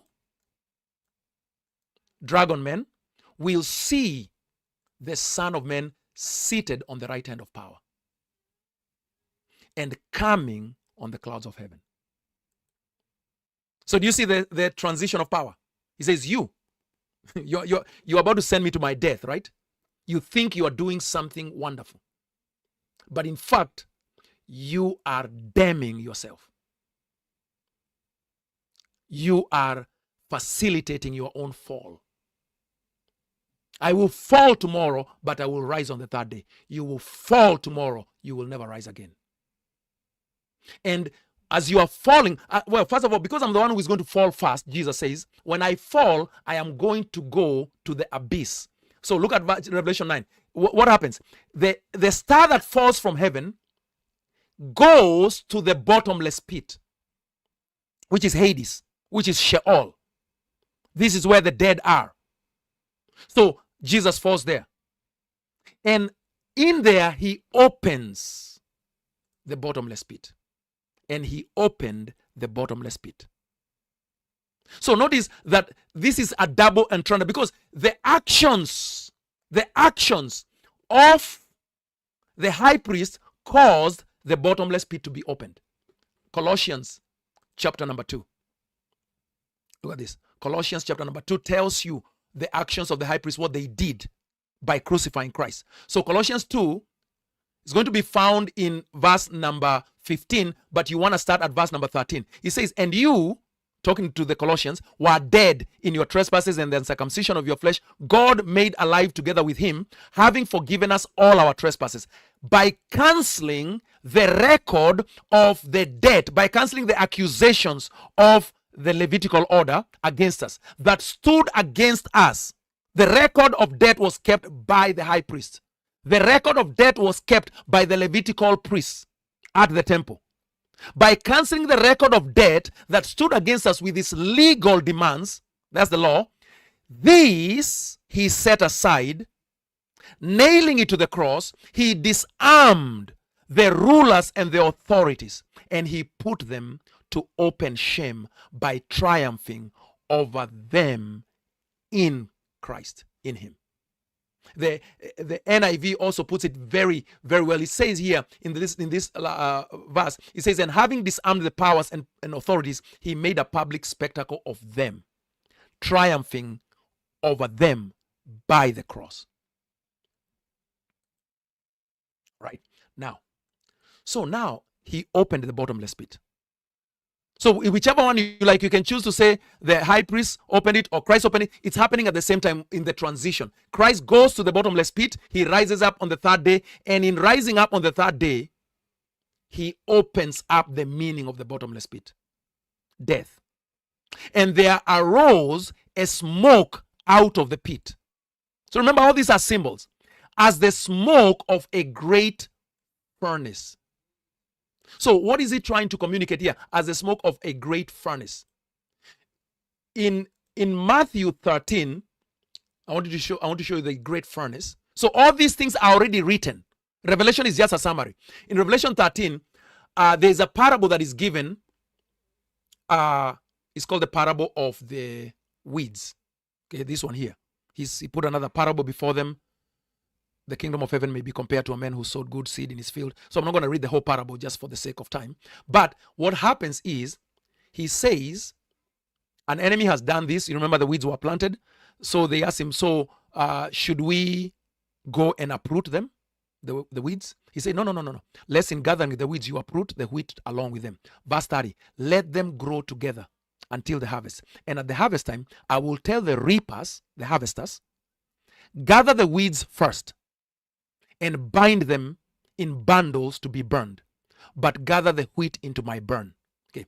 Now, when you go to the interpretation of it from verse number 34, he says something very interesting about what was to happen to the weeds. So I want to go here to the part where he says, verse 38, the field is the world, the good seed is the sons of the kingdom, the weeds are the sons of the evil one, and the enemy who sowed them is the devil, which of course is the high priest. The harvest is the end of the age, 70 AD. And the reapers are angels, Roman Empire army. The angels here are messengers. They are people. Just as the weeds are gathered and burned with fire, so it will be at the end of the age. The Son of Man will send his angels, that is the Roman Empire troops led by General Titus, and they will gather out of his kingdom all causes of sin and all lawbreakers. Now look at what they will do. And they will throw them into the fiery furnace. They will throw them. So the Roman Empire are the angels. This is the army of the Lord. Remember, when we were doing it yesterday, for those of you who are here, the terminology coming with the clouds is from the Old Testament. Every time that God came with the clouds meant he sent an army. So the Babylonian army, the Assyrian army, the Egyptian army, the Persian army, the Greek army. Now the Roman army is the last one.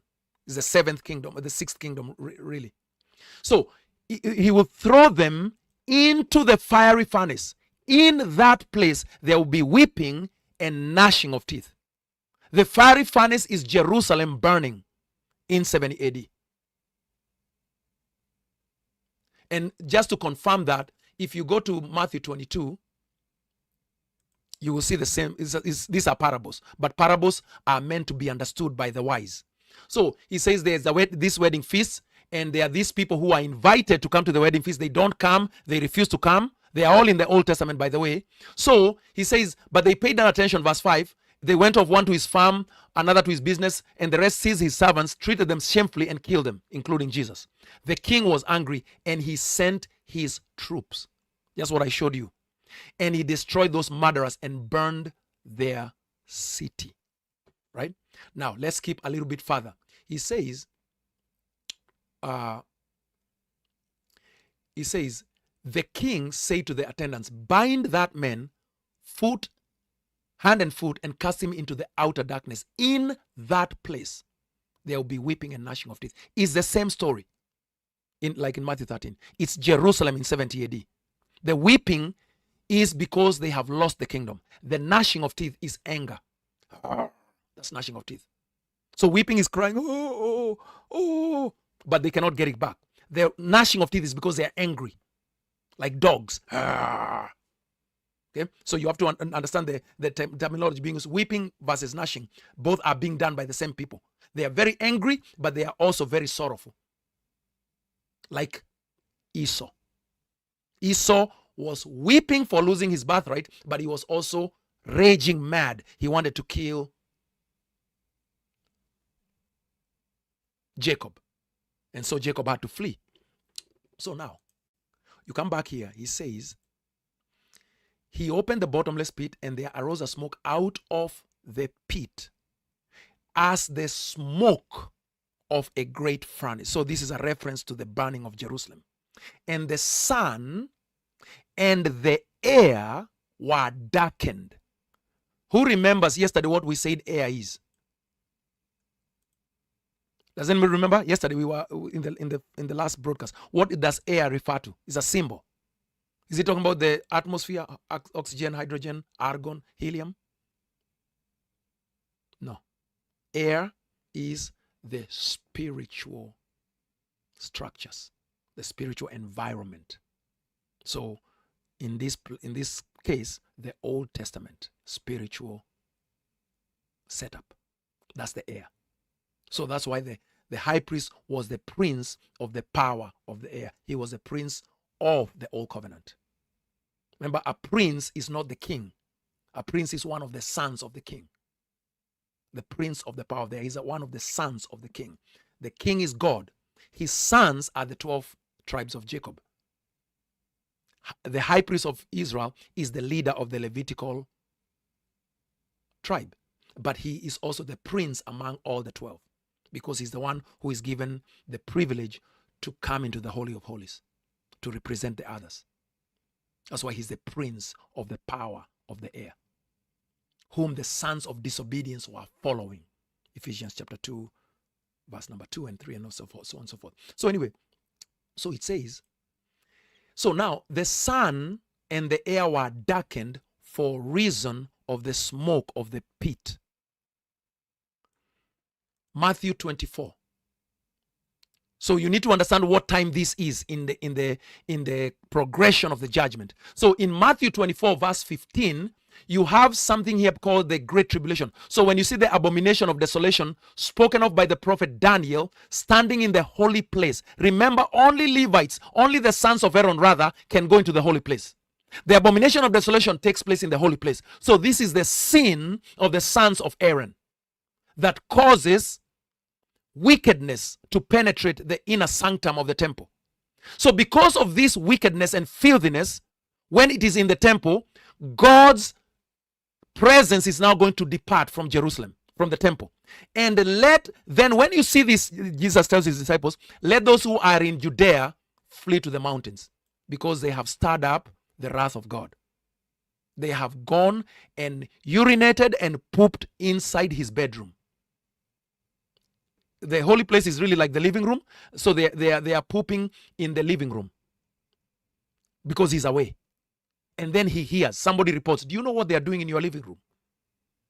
Do you understand what they are doing in your living room? The people you left in charge of your house, they have been pooping. They won't even go to the toilet. They poop right in the middle of the living room. And when you hear this, if you are an owner of a mansion, that your servants that you left in charge have been going to the toilet in the middle of the living room, I'm giving you that picture. I know it's a filthy picture, but I want you to understand the stench of it. I want you to understand the filthiness of it, because this is what they were doing in the temple. So when they reach the threshold of God's anger, he says, okay, when you guys see them doing that in my temple, run. Because when I come, I am not going to distinguish between good and bad. I am just going to sweep the whole place. That's how angry I am. That's what God says.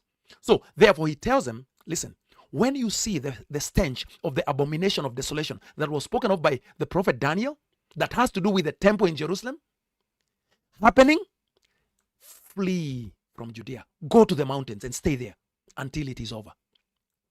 Let the one who is on the housetop not come down to take what is in the house. Run. Let the one who is in the field not turn back to take his cloak. Run.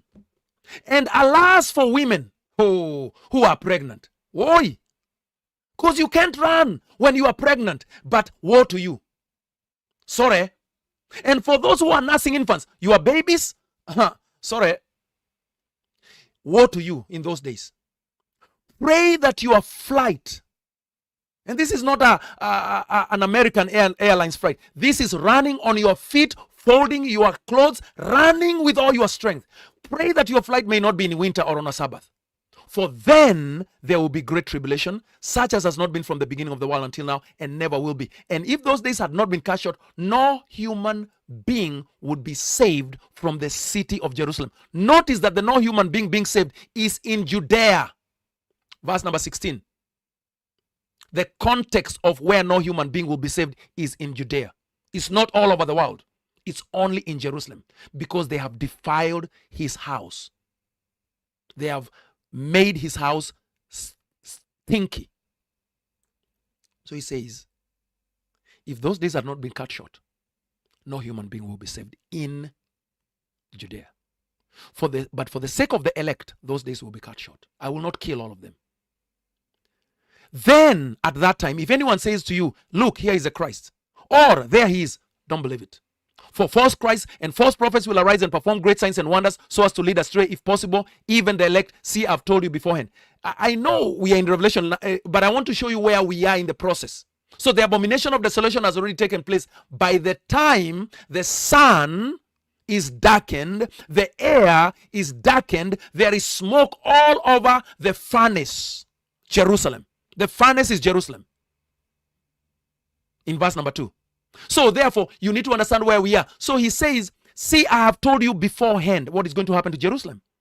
So if they say to you, look, he's in the wilderness, do not go out. If they say to you, he's in the inner room, do not believe it. For as lightning comes from the east and shines as far as the west, so will be the coming of the Son of Man to destroy Jerusalem. He is coming to Jerusalem. He is coming to repay everyone according to what he has done in his temple. That is the context of he will repay every man according to what he has done. You know, you read it, he will repay every man, and you think he will repay every human being who has ever lived. No. He's talking about his house. He's talking about his house. Because you see, by the grace of God, I own a house in Kenya. And my sister, my own sister, manages that house for me. She actually had it built for me. She manages it. She's in charge of my property there. Right? So you can imagine, and thankfully, I'm very, very fortunate. My sister is not like one of those people who swindle people and manipulate people because they are in diaspora. Can you imagine if I had such a sister or a brother, or we see cases where even parents misuse the properties of their own children? Can you imagine if I was told that the person I left in charge of my house in Kenya, whenever they go over there to that house every day, they never go to the toilet that has been built and serviced. They actually poop in my living room every day and they leave it there. And they don't care. And let's say somebody took a video of it. Can you imagine the anger that would build up inside me? The wrath. Yani, so he says, for as lightning comes from the east and shines as far as the west, so will be the coming of the Son of Man. He will come with anger. In Isaiah 34 and also Isaiah 63, it says and also Revelation 19, it says when he comes, his robes are filled with blood, and he is ready to tread the winepress of the wrath of Almighty God against these brothers of his that have done him this kind of disservice, this kind of dishonor. He is going to smash them. He is going to make them into mincemeat. They're not going to remain. So this says, wherever the corpse is, he will only be leaving corpses, no survivors. No survivors. Wherever the corpse is, he will not be taking prisoners. Wherever the corpse is, there the vultures, or rather the better translation, the eagles will gather. Now the eagles here, by the way, which is a very bad translation, is eagles. The eagles are the standards, the how do I say it? The shields of the Roman soldiers had an eagle, and they carried banners that had eagles. So when he says this, wherever the corpses will be, you will see Roman soldiers. Because the Roman soldiers are the executors of God's wrath at this time. This is the second coming, is the coming of the Roman army. So now why I brought you here was because of verse 29, but I had to set up all that background. He says, immediately after the tribulation of those days. So the tribulation is over now. The sun will be darkened. What is darkening the sun? And what is the sun, by the way? The moon will not give its light. Which moon? The one in the sky? And the stars, the stars will fall from heaven. Wait 1 minute. Let's go back here to verse 1. And I saw a star fall from heaven unto the earth. The stars will fall from heaven, and the powers of the heavens will be shaken. We already know that the sun is Jacob. We already know that the moon is Rachel. We already know that the 12 stars are the sons of Jacob. So when he says the sun will be darkened, see, the father of a nation, the father of a family, like me, I'm a father, I have 8 children, and I have a wife. I am the sun in my home. You understand? I am the sun in my home. What does that mean? It means I provide light. I provide vision. I provide strategy. I speak to my children, and when I speak, the words that I speak and the way that I live, they see far. They see themselves, what they will become in the future, because I'm the sun. My wife is the moon, because my wife reflects my light. This is the setup, sun, moon, stars. My wife does not have her own light. For the wife, 1 Corinthians 11, is the glory of her husband. The wife only shines in the glory of her husband. And this is a picture of Christ and the church. The church does not generate its own light. The church shines in the glory of Christ. So when people see the church and they say, wow, what a glorious church. Wow, what a kind church. Wow, what a loving church.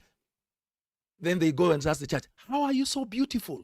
How are you so dressed in the sun? Why is the moon under your feet? Why do you have? Because of my husband. My husband, as the Nigerian women would say, is my husband. My husband, my oga. My oga. My oga. Hey, my oga, he sits at the gates judging. My oga, he sits down, I cook for him. Because I shine because of him. So the Proverbs 31 woman, she is what she is because her husband sits at the gates. He is a wise man. He is a great man. He is a visionary. He is a strategic man. This is not oppression. This is symbiotic beneficiaries.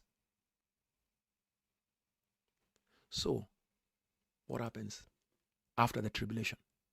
The son, which is the father of the nation, which at that time is the high priest, darkens. He has no vision. He has no light to give. He has no strategy to give. The moon, which is the mother, which is the nation, because the motherland, that's the moon. The moon cannot give light because the moon derives its light from the sun. The stars, which in this case, in this setup, operate from the gravitational power of the sun. So it's like the solar system.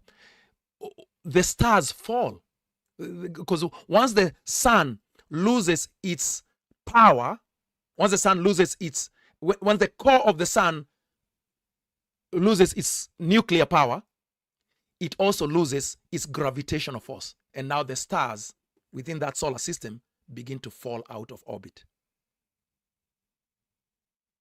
Because without the sun giving proper direction, the suns, because the stars are the suns, where are they going? What do they know? They have only received bad leadership. They have only received bad and wicked and evil strategy. They have followed their father into the pit. Jerusalem is a pit. Jerusalem is hell. Gehenna is outside the wall of Jerusalem. This is where they will be punished. The sun and the moon and the stars. They are all switched off. So now, then they will see the sign of the Son of Man. And then all the tribes of the earth will mourn. And so that the tribes of the earth are the tribes of Jerusalem. The tribes in Zechariah 12. It's not the tribes of the planet earth. The word earth here is land, geis in Greek. So the tribes that are mourning are the 12 tribes. They are mourning because they now realize that man, that when we were given the opportunity by the Roman procurator Pilate, whom do you want? Barabbas, the robber, or Yeshua, who claims to be the king of the Jews? We want Barabbas. We want Barabbas. What should I do with this Yeshua the Christ? Crucify him. Crucify. Now, in 66 AD to 70 AD, they have gone through a major civil warfare, and now we are at 70 AD, and it begins to dawn upon them. Everything he told us is happening blow by blow. They begin to mourn as for a firstborn son, Zechariah 12. They begin to realize, but it's too late. Because Jesus had said, when you see the abomination, that's when to flee. Because if you don't flee at the time of the abomination, which begins 1290 days before the end, you will be swept away with the wrath that comes. So they see the Son of Man coming on the clouds, which is judgment language, of heaven, that's the Roman army, with power and great glory. And he sends out his angels with a loud trumpet call. Now look at what happens in Revelation 9. So the fifth angel sounds his trumpet. Star falls from heaven. To him is given the key of the bottomless pit. And he opened the bottomless pit, and there arose a smoke out of the pit, and as the smoke of a great furnace. And the sun and the air were darkened by reason, because of the reason of the smoke. It is already burning. The furnace is already burning. Jerusalem is already burning since 66 AD. Now we are in March of 70 AD. 3 years have passed. But now the great tribulation is behind us. Now we are about to enter into the wrath of God. Watch what next happens next. Verse 3. And there came out of the smoke locusts upon the earth. The word earth always, in Revelation anyway, whenever you see the translation earth in your English translation, it is a wrong translation every time. It is an error. Because if they had translated it correctly, they would have translated it as land. Because there are two dimensions of judgment happening in Revelation throughout. There is the beast that comes from the earth and the beast that comes from the sea. Obviously, earth does not mean planet, because the planet is not something separate from the sea. So it's the word land. So let's read it as land. And there came out of the pit, out of the smoke, locusts upon the land. It's always the land. Always read it as the land. If you read it as the land, it makes sense. If you read it as the planet, that's why futurists have this fantasy that all over the planet Earth there will be a great tribulation. No, the great tribulation is never anywhere about the rest of the world. It is about Jerusalem. It is Jerusalem, the wife of God, that has slept with other women, with other men rather, sorry. It is Jerusalem, the wife of God, that has murdered his children. He is coming for her. And he must destroy her within the jurisdiction of the law.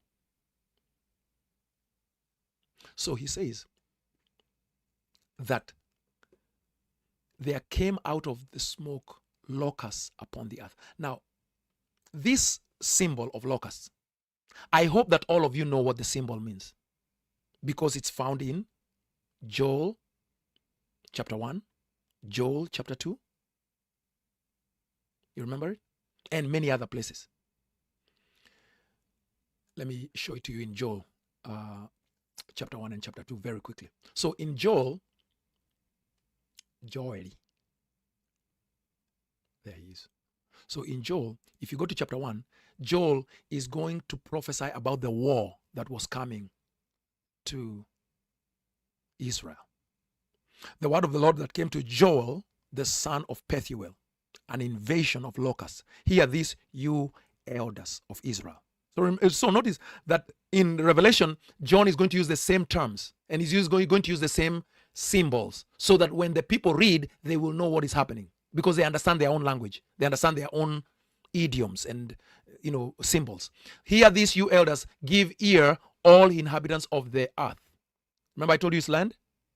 Have had such a thing happen in your days or in the days of your fathers. Tell your children of it. Let your children tell their children and their children to another generation. While the cutting locusts left, what the cutting locust left, the swarming locust has eaten. What the swarming locust left, the hopping locust has eaten. What the hopping locust left, the destroying locust has eaten. Awake, you drunkards, and weep. Wail, all you drinkers of wine, because of the sweet wine, for it is cut off from your mouth. For a nation has come up against my land. So you notice, so he tells them locusts are coming, right? Four different kinds of locusts. But then he tells them what it means. For a nation has come.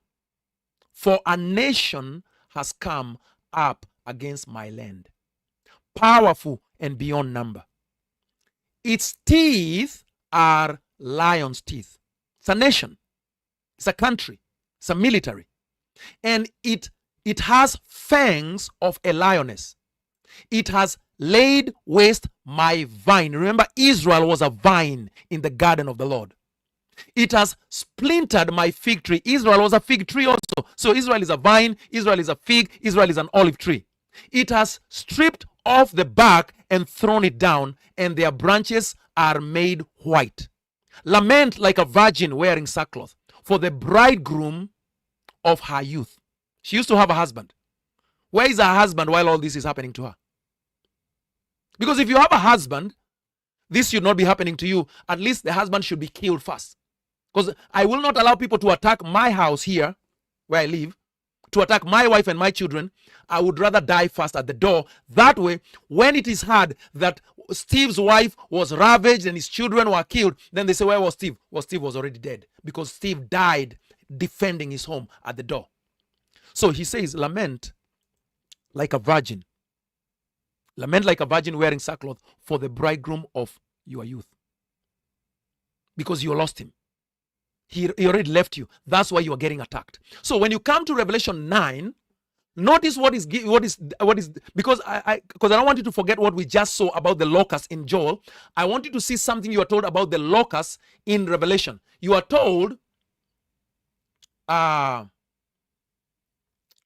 locusts, verse 7, and the shapes of the locusts were like unto horses prepared unto battle. And on their heads were, as it were, crowns with gold. And their faces were as the faces of men. And they had hair as the hair of women. And their teeth were as the teeth of lions. Now, there's so much happening there. Verse 9, they had breastplates. They had breastplates. As it were, breastplates of iron. And the sound of their wings as the sound of chariots of many horses running into battle. Now, let me do something for you guys here, right?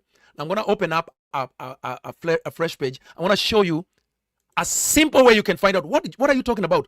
These locusts that have breastplates, they have hair like women, they have teeth like lions. What are you talking about? Right? Watch this. So I'm going to go to Google. So I've never done this before, so I'm just doing it right off of the cuff. Show me an image of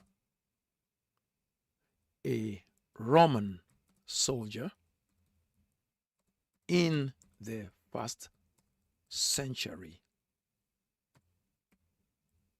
in full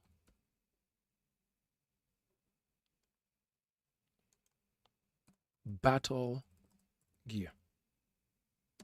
Okay? So I just gave a prompt there to Google, show me as a Roman soldier.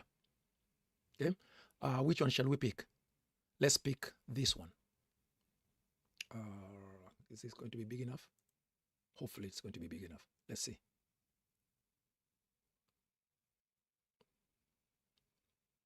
We want this one.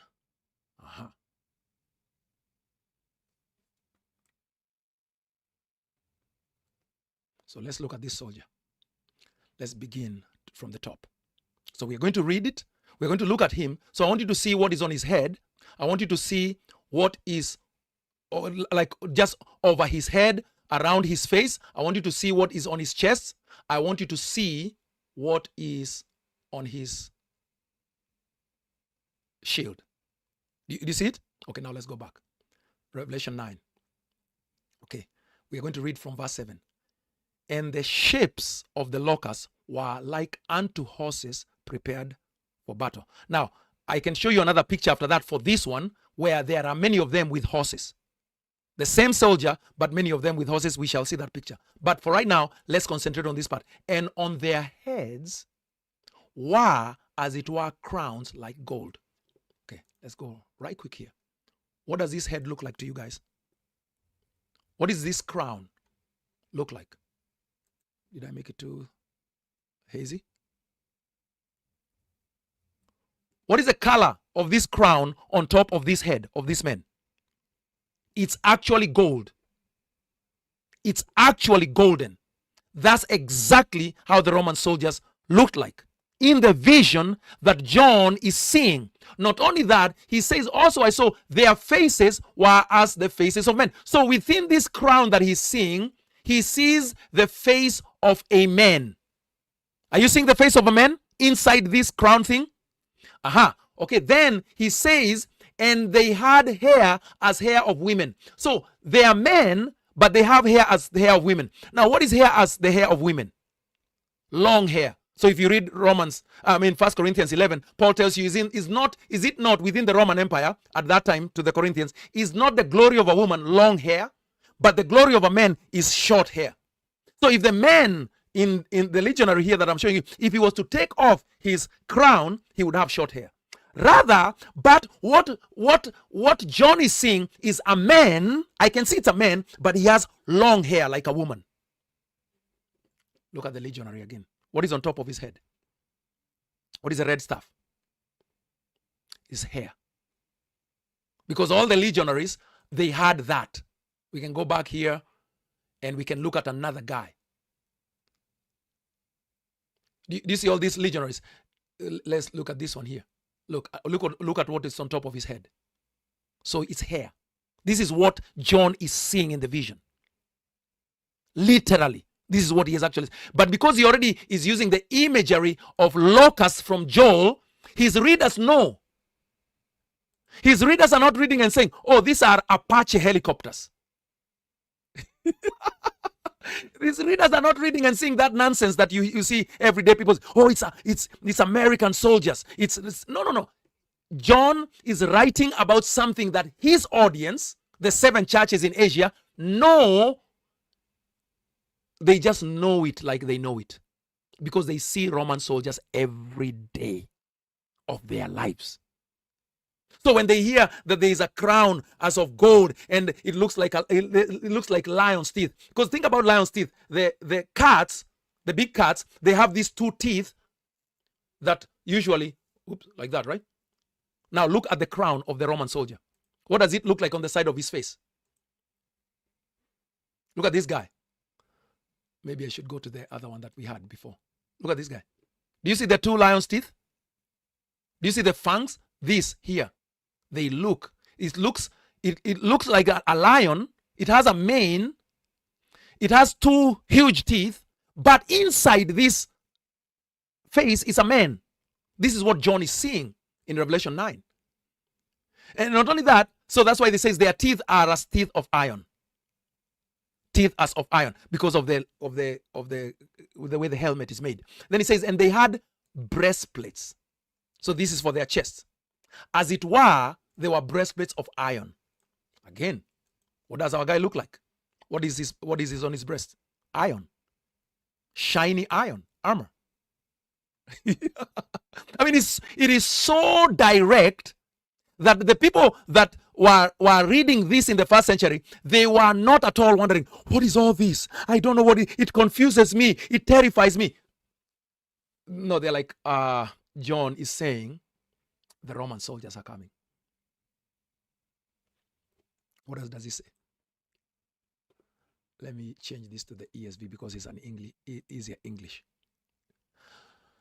So he says, so now I'm back to verse number 3. Then from the smoke came locusts on the land. The word is land, the land of Israel, the land of Judea. And they were given power, like the power of scorpions on the land. So notice they were given power as the power of scorpions on the land. Now, two things that you want to communicate. Number one, regular scorpions. Regular scorpions just in the natural. Scorpions, when and scorpions are usually in the desert, in dry places, right? And scorpions, what they do is that they sting you. You won't see it. It will just sting you suddenly and put poison in you. And it's a most painful thing, right? So that's the first thing they want to see. But John is a disciple of Christ. John is a disciple of Christ, and John walked with Christ. So he's using language that his readers will already be familiar with, because this is the last book of the Bible. They are already familiar with Matthew, Mark, Luke, John. They are already familiar with Genesis all the way down to Malachi. So now watch this. If we go to Luke, so I want to show you the scorpions that he's talking about. Nothing is random in this book of Revelation. Everything has a specific meaning. Your job is to find it out, and it is for you to find out. So never allow anybody to tell you it's not for you to find out. It's you. It's yours. So,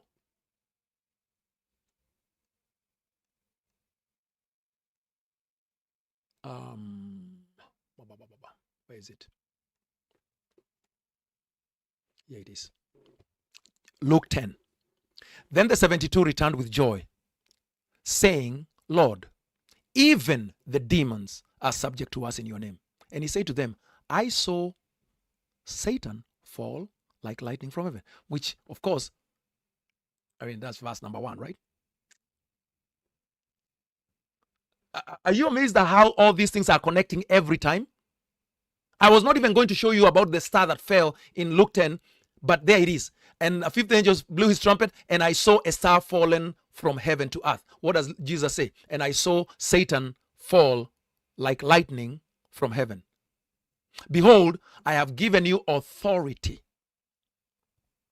Behold, I have given you authority to tread on serpents and scorpions, and over all the power of the enemy, and nothing shall hurt you. So what are these serpents and scorpions? This is a symbolic representation of the Jewish authorities, the Pharisees and the scribes. Of course, we can see this in Matthew 23, verse number 33, right? Remember that? And I can show it to you in many places, but I only show you this one for the sake of time. Because in verse number 33, it says, verse 29, woe to you scribes and Pharisees. Verse number 32, fill up then the measure of your fathers, you serpents, you brood of vipers. How are you to escape being sentenced to hell? So we know that in Luke chapter 10, when Jesus is sending the 72 throughout Israel, he's telling them, I'm giving you authority over the Pharisees and the Sadducees and all these poisonous animals that have been poisoning my people and stinging them with the power of the law. Oh, I hope you caught that one. I hope you caught that one. The serpents and scorpions, their nature is that they sting either with fangs or with stings. And the sting is what kills the victim.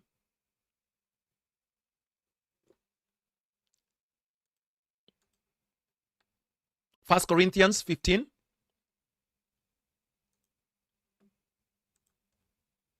First Corinthians 15, verse number 54b. What does it say? It says, and this is our second coming passage, by the way, the resurrection passage. I'll just read the part B. And so when the mortal puts on immortality, then shall come to pass the saying that is written, death is swallowed up in victory. O death, where is your victory? Now watch this. O death, where is your sting? O death, where is your sting? The sting of death is sin. The sting of death is sin. And the power of sin is the law. So what happens in Revelation 9? He says that then from the smoke came out locusts, which are the Roman army, and they were given power like the power of the scorpions of the earth. Let me see if anybody put it together. So the scorpions of the earth are the Pharisees and the Sadducees, right?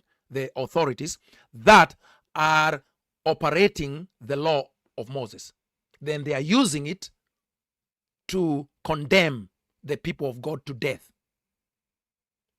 Stone the Samaritan woman, stone the leprous person, stone the Pharisees, the disciples of Christ, kill them. They are using the law. So their sting, the power of their sting is in the law. So this locust, the Roman army, is given power as of the scorpions of the earth. So let me see if anybody put it together. What does that mean? What does he mean when he says there in verse number 3 that the locusts of the came locusts on the earth? The locusts don't come from the earth. They come onto the earth. The locusts come from outside the earth. The locusts come from the pit. They are released by the pit. They are given power like the power of the scorpions of the earth. So what does that mean? It means that they are given legal jurisdiction, legal power. So whatever they are going to do is authorized by God. Because remember, whatever the Pharisees were doing and the Sadducees was authorized by God. They had authority, but they were misusing their authority. So the Romans, when they come to Jerusalem, God is saying here to the wise reader, the Romans are not going to be punished after this. Once the Romans burn Jerusalem, God is not going to punish the Romans. Why? Because the Romans are coming with a badge. So, in other words, the way to understand this is this. I want you to imagine a cop, a policeman, or a soldier.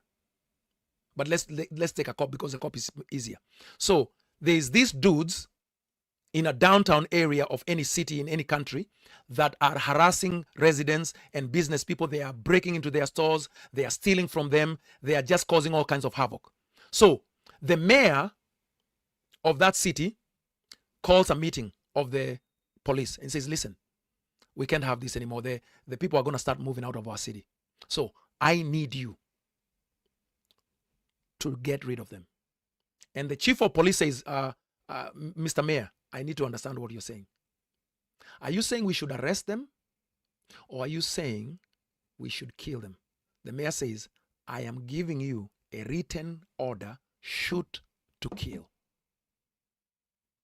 Because we can't have this in our city anymore. Shoot to kill. So now, when these cops descend upon that city that night, guns loaded, and they begin to prowl the streets looking for the gangsters. And the moment they see one, boom, no questions. Shoot first, questions later. They kill all of them. And when the city wakes up the next morning, there's 30 men lying dead on the streets. So at first, what is going to happen?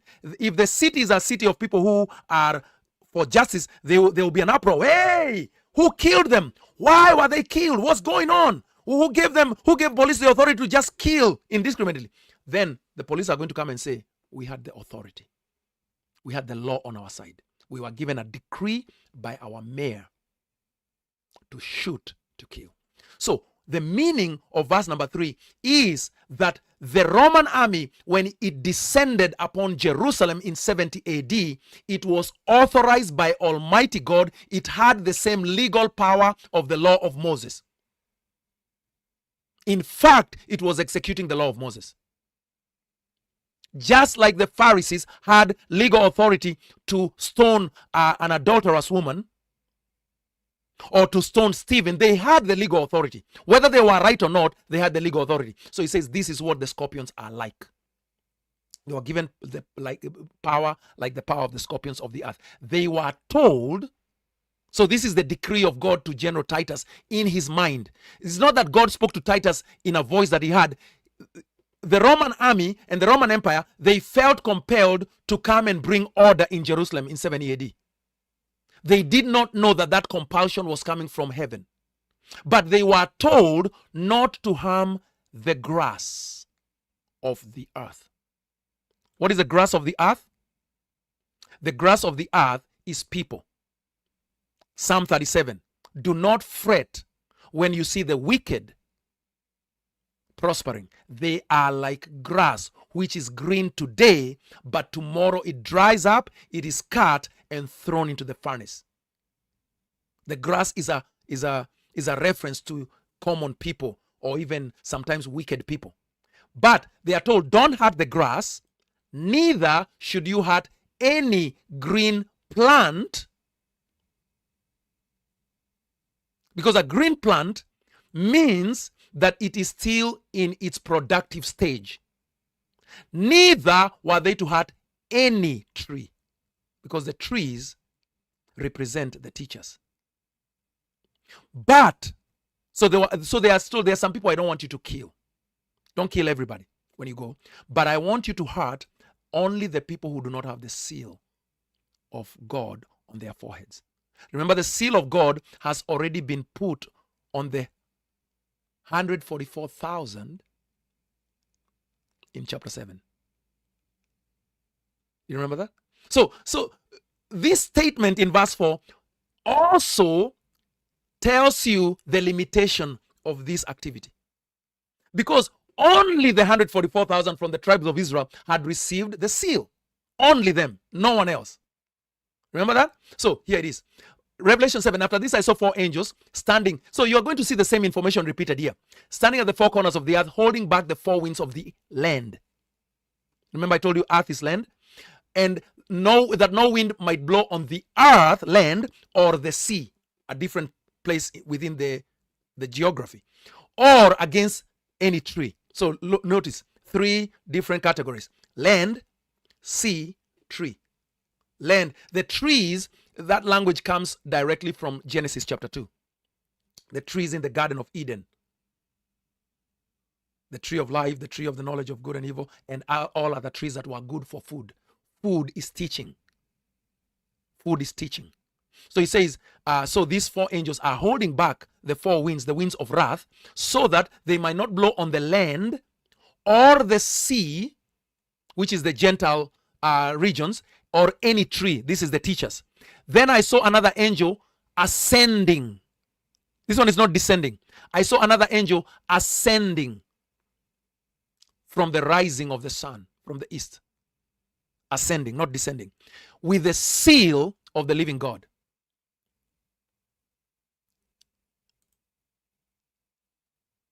Why is he ascending?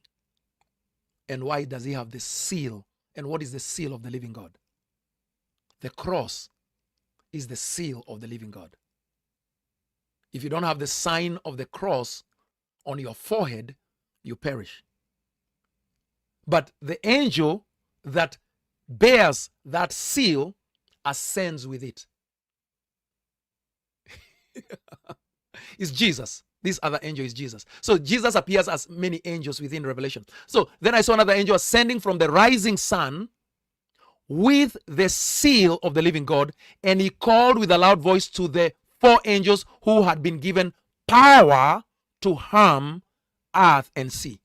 He said, do not harm the earth or the sea or the trees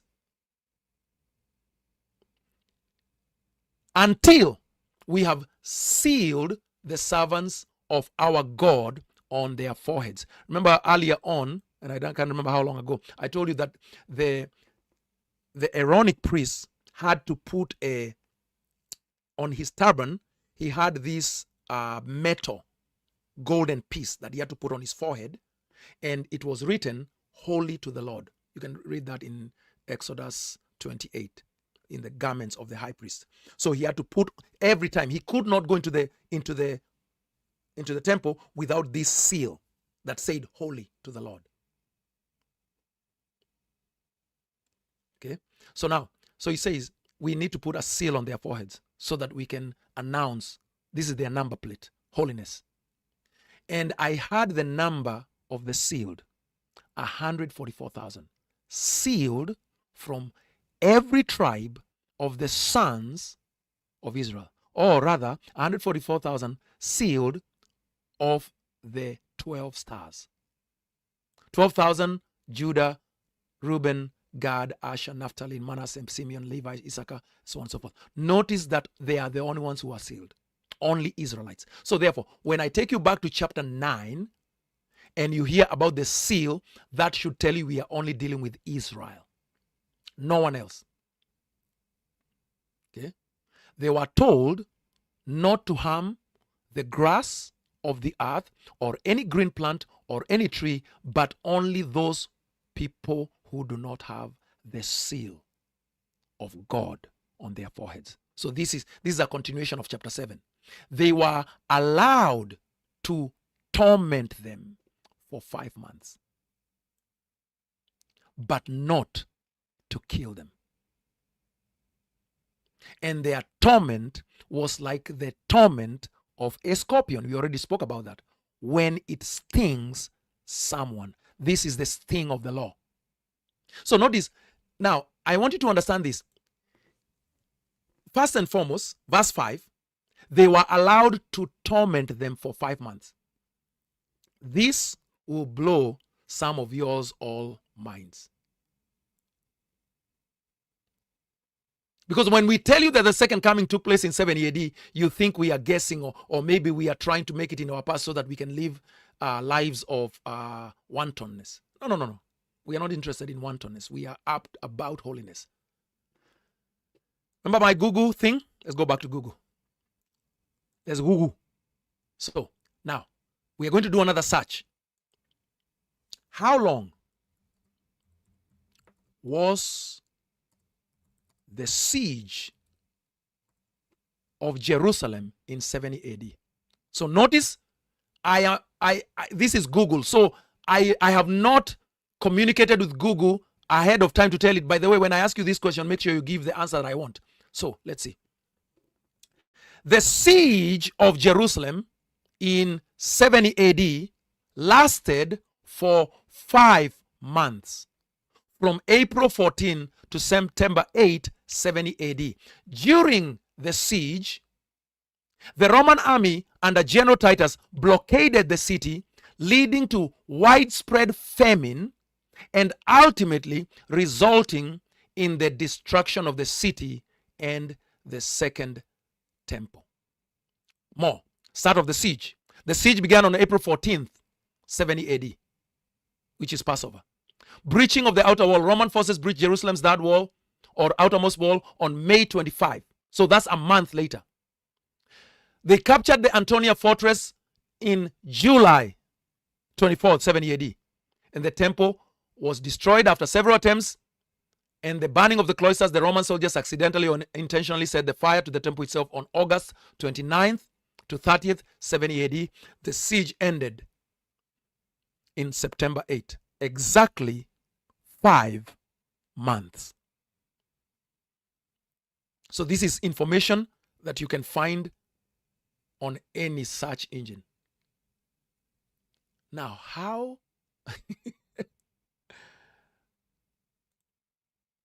Look at this. They were allowed to torment them for 5 months. Why not 6 months? Why not 3 months?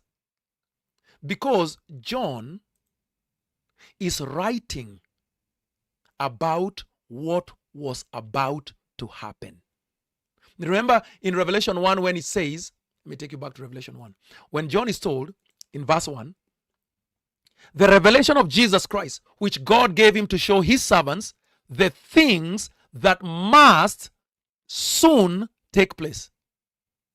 John is writing about 64, 65, as late as 67 AD. The latest that John could have written Revelation is 68 AD. The latest. John is writing about things that are going to happen within less than 3 to 4 years. And he's going to write about them in detail. Verse number 3, blessed is the one who reads aloud the words of this prophecy. Blessed are those who hear it and who keep what is written in it, for the time is near. John was not writing about things that were going to happen in 2025. So when you see that nonsense on Facebook, oh, the revelation is being fulfilled right before our eyes. It's all around us. Every time you hear somebody spew that nonsense, always ask them very kindly. Don't use the word nonsense. That is my word here in preaching. Be kind to them and say, okay, you said Revelation is being fulfilled all around us. Which seal are we at? Which trumpet are we at right now? Because Revelation is about seals, trumpets, bowls of wrath. And there are 7 of each. Which month are we at in Revelation 9? Well, no. I want specifics. You told me, you just sent me a meme that Revelation is being fulfilled in our times. The Bible says that Revelation was going to be fulfilled in exactly 42 months, the whole of Revelation. Do you understand that the 7 seals and the 7 trumpets and the 7 bowls of wrath all get fulfilled within a period of 42 months, 1260 days, 3.5 times? It tells you that directly. Revelation 11, Revelation 13. It's 42 months, the whole of Revelation. Revelation does not take place throughout a period of 2,000 years. It takes place in an exactly explicit time period of 42 months, 1260 days, 3.5 years. And of those 3.5 years, 5 months of those 3.5 years are spent in the siege of Jerusalem. Revelation is not anywhere near your past, nor never will it happen in your future. Revelation was about things that were about to take place within reference of John's lifetime and within the reference of the 7 churches that are written to. They are just being given a video preview of what is about to happen. Like how you see a trailer for a movie. The movie has already been produced. The producer sends it to a special group of people to review the movie before it is released in theaters around the Roman Empire. And the main theater in which this movie was going to be produced was Jerusalem. So he says in Revelation 9, Judin Derito, I am sure this is more than you bargained for. You only wanted verse 2. I'm sorry, but I'm not sorry. They were allowed, the Roman Empire soldiers, General Titus was allowed to torment them for 5 months, but not to kill them. Now, does it mean that Jews were not dying during the 5 months? No, Jews were dying, but here is something that I found out. Yeah, we are coming to that, Rodney. We are coming to the Scorpio in a moment. I've not forgotten about the Scorpio. Now, Titus. Now I'm just going to type this because I already know the answer, but I just want you to see it. Let me enlarge my whatever. I want you to see. Now, obviously, you have to know the information to be able to search for it. But now that I'm giving you, you should be able to read the book of Josephus. But now I'm going to say Titus did not want to kill the Jews. That's all I'm going to type in. Let's see what it gives us. Titus did not want to kill the Jews. So, the claim that Titus did not want to kill the Jews is debated. Well, the fact that it's being debated, it means that it is an issue. With some sources suggesting he wanted to preserve the temple and end the conflict with minimal bloodshed. This was what the general, this is what Josephus reports. Josephus says, Josephus was there, by the way, he was an eyewitness. Titus, every day, he would send a delegation. He would send Josephus, he would send some people, say, please, please, Titus, a general of the army, he would say, please, go and talk with them. Tell them, I don't want to fight. I am not here to fight them. I think this city should be preserved. So tell them to surrender and we will come to terms of peace. None of them will go to jail. This is their city. Just please tell them not to fight. And so that's why it lasted 5 months. Because the Romans could have overrun Jerusalem within a month. But Titus kept delaying and pleading with them because he did not want to kill them. So look at what it says. So Titus, it is suggested that he wanted to preserve the temple and end the conflict with minimal bloodshed, while others emphasize his strategic and political goals of crushing the Jewish revolt, which led to immense destruction and death. Josephus, a Roman historian, wrote that Titus tried to save the temple from burning, but his orders were ignored in the heat of battle, according to Chabad.org. However, Roman public relations at the time pushed the narrative that the victory was a triumph of Roman power, and some historians argue that Titus's actions were motivated by desire for conquest and to secure his family's power. Arguments that Titus sought to limit casualties. Why are we reading this? Because in Revelation it says they were allowed to torment them for 5 months, but not to kill them. Now watch what is reported here.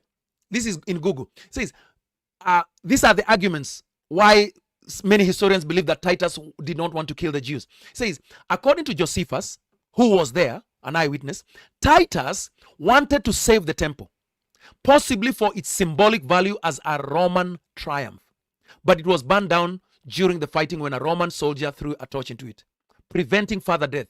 Some sources suggest Titus was hesitant to order the destruction of the city due to the potential for many innocent deaths. Political motivations. Some accounts suggest Titus's actions were as a result of the political climate, where his father, Emperor Vespasian, wanted a swift and decisive victory. Now, this article that because you can always find this article, by the way. If you find this article, and this article is actually the writing of Josephus. I'm not going to read it. I'm just showing it to you so that you guys can look for it. It is in the War of the Jews, in book number 4, containing the interval of 1 year from the siege of Gamala to the coming of Titus to besiege Jerusalem. So I'm not going to read all this. You can read it. In fact, what I will try to do is when I'm done, I will try and actually let me do this. How about I do this? I'm going to copy that and I'm going to copy this onto the screen. If any of you, those of you who are on YouTube, you can actually go to the comment section. I've copied the link to that article. You can read it. You should read it. You really should read it. I'm going to take this same article and I am going to paste it because I want to do it right now, because I usually promise I'm going to do it and then I don't do it later. So let's take a 10-second commercial break as I find it. How about that? So I'm going to go to the comment section of this video, and where is it? There it is. So I'm going to paste this, share that, copy link. Then now I'm going to come back to Facebook and I'm going to give it to you guys. So we are still on commercial break. So if you're on Facebook, if you now look in your comment section, I have just pasted. I've just pasted it on Facebook and it is also on YouTube. This is the actual text of Josephus's eyewitness account of what happened in the 5 months that are being recorded in Revelation chapter 9. Now, here is something important to understand. If Revelation chapter 9, talking about the 5 months of the siege of Jerusalem, is the actual 5 months that the Romans besieged Jerusalem, This proves without a shadow of doubt from internal evidence that Revelation was written before 70 AD. So whenever you hear people telling you, oh, Revelation was written in 90 AD. No. Revelation 9 confirms without a shadow of doubt that it was written before 70 AD. Because John cannot be reporting in 90 AD what happened in 70 AD as prophecy. That would be deception by John. John is reporting as prophecy what will happen in his future.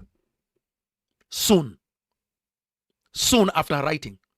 So John writes about 64, 65 AD, and within 5 years at the most, every word of Revelation is fulfilled in Jerusalem according to the word of the Lord. Amazing, profound, glorious. Wow.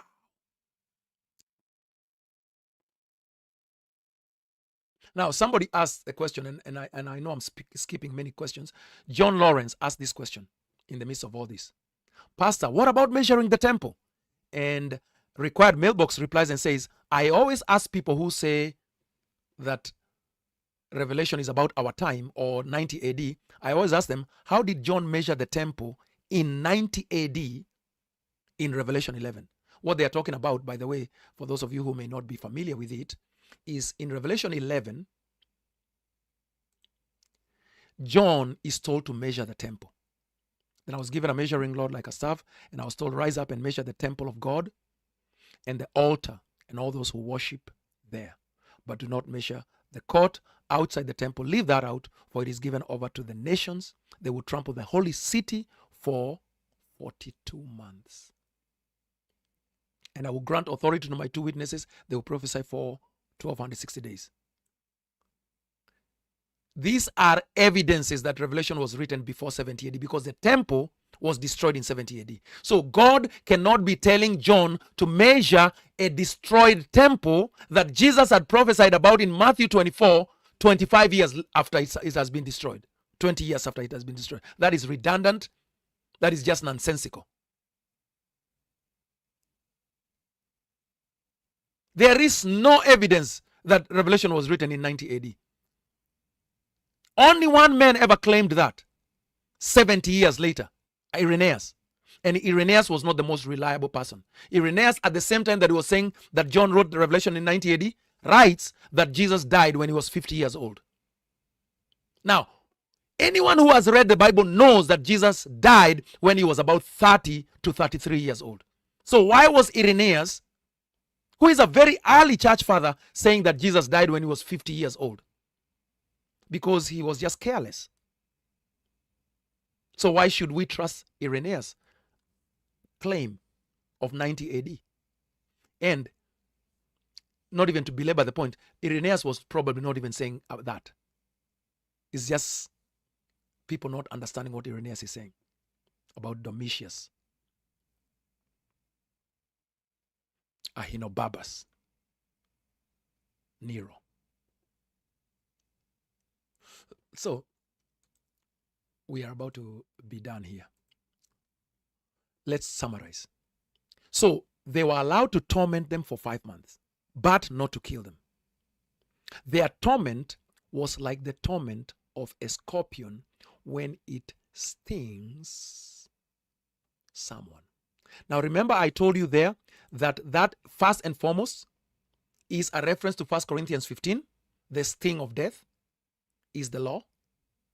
But here is the other amazing, interesting fact. Right?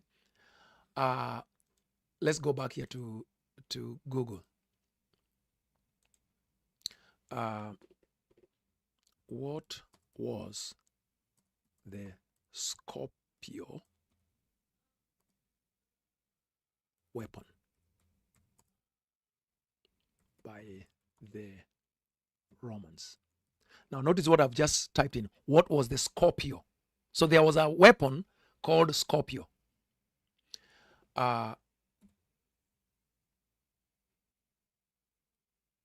Now, it says the Roman scorpion was a small, accurate, torsion-powered artillery piece similar to a large crossbow used for anti-personnel and siege roles. It fired heavy bolts with high velocity.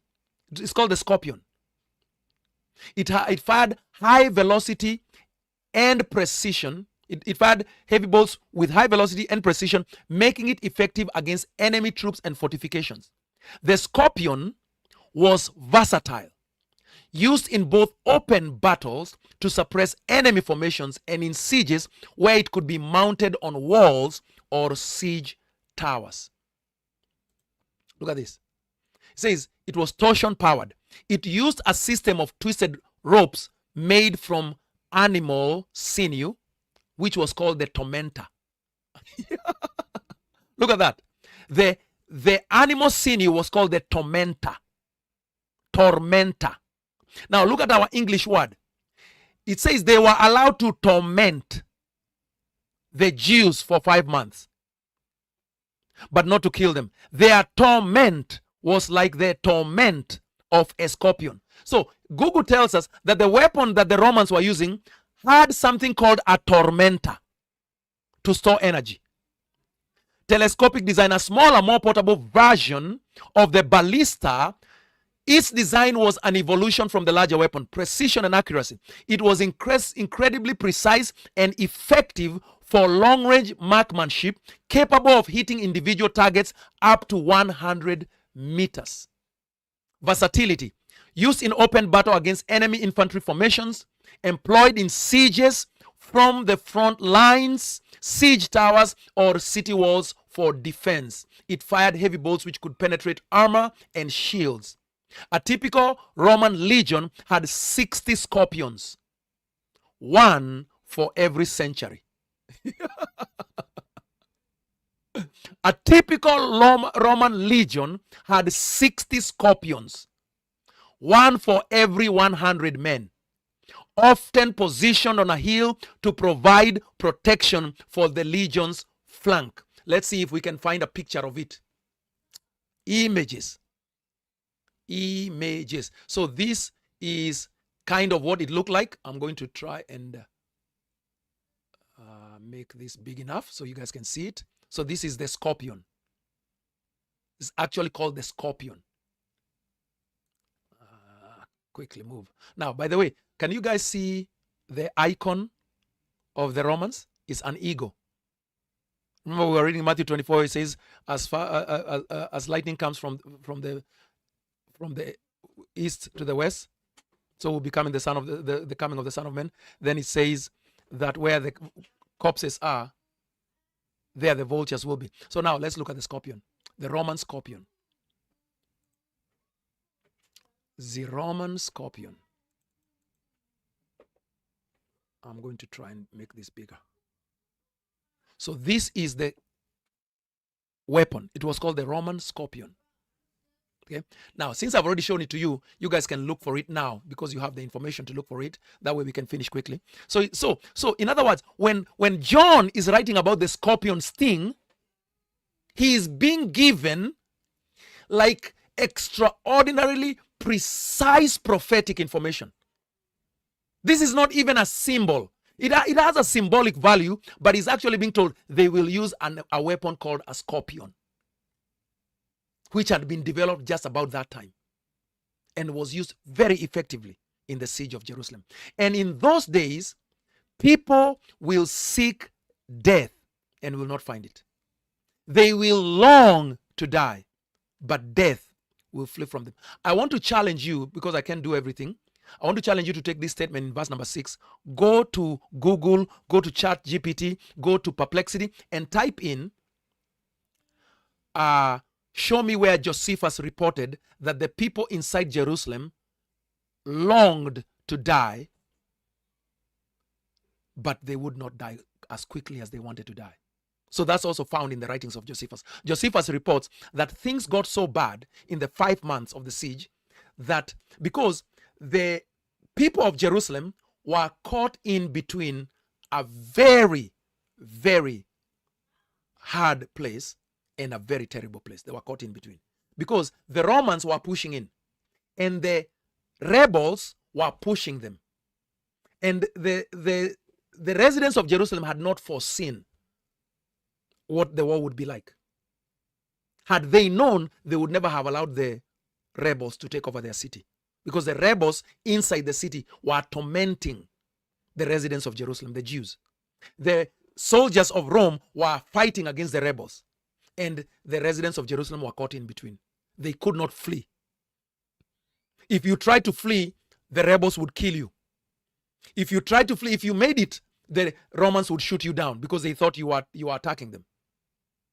So they were caught in such a bad place. There was hunger, there was disease, and Josephus reports and says they began to pray that they would die quickly. But they could not die as quick as they wanted to. So anyway, verse 7, in appearance, the locusts were like horses prepared for battle. So it's an army.